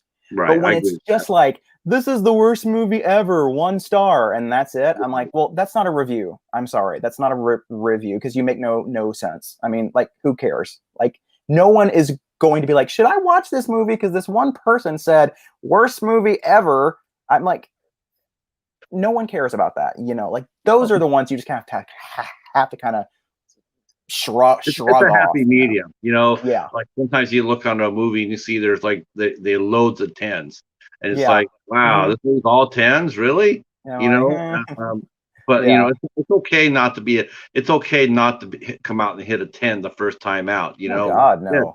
because I'd then be you have to concerned if I did. the expectations are always going to be so high. Yeah. And then again, so I agree with that. I think it's a happy medium. Definitely. Let's see. There's a couple of questions in the chat. Let's see. Let me scroll up here. I might have missed that. Let's see. Let's see. Got that one. I must have missed it. Yikes. If you have your questions, go ahead and repost it. If I have not answered your question, could you go ahead and repost your questions for Chris? And then I will make sure that we ask him. We established that he's an IFC Midnight fan. It's a common theme here. Is it really? Yeah. I'm a little weird, a little obsessed, I guess. People would sit there and say I love their releases, so I'm always talking about it. Mm-hmm. Well, that it's good that you do champion what you love. I mean, I think, because let me tell you, as an indie film guy, I think I'm sure a lot of people have watched my stuff, but they don't champion it. Like, so they'll watch and say, that was fine. Okay, cool. But like, what we love are like when people come out and they just say like, this was so great, you have to see it, because then that spreads and then more people will want to see it. I can definitely tell you that Hobbs was definitely the first of the people I know that was your champion. Well, thank you, Hobbs. Yeah, his review was among the first out there. Mine was a little later on, but I was blown away by it, and I definitely wanted to talk to you, and I definitely wanted to talk to Meredith. So I made that happen because I really wanted to, because I was like really that impressed. I told Hobbs, I says, we're gonna go get Meredith Mohler to come talk to her on the show. And we're like, hell yeah. And then I didn't tell him today till we found out today that I was being very selfish and saved you for this session, which I'm sure I'll hear about in our writer's room. I'll come back. What do you mean? What do you mean holding that out on us? Well, sound too silly. Let's see. Chadwick says he's loved this. He seems like a great guy. Of course, I always interview. I only interview nothing but the best. So yeah, I don't think there's anything else. I don't see any questions. I just want to say thank you again to you, Chris. I don't want to keep you up. I told you I keep this sort of like at a 90 minutes for you. I want to say thank you again. And when Children of Sin comes out, we will definitely have you on the midnight hour, and we'll have you and Meredith both. Oh, that would be fun. Yeah. Yeah, we'll have you both on at the same time. Oh my God. And we'll talk about the movie. We'll be able to sit there and say, hell yeah. I understand that you're aiming for early 2022 release. I'm hoping. I hope so. I mean, you can never tell. I mean, because we're close to getting a rough cut probably within the next week or two. And then we have to send it off, get the score, figure out if we have to do any reshoots, which I'm hoping we don't, because those suck. Yeah. and then figure out what to do from there. So hopefully we'll have a premiere, hopefully by the end of the year, just in Jackson, but Okay.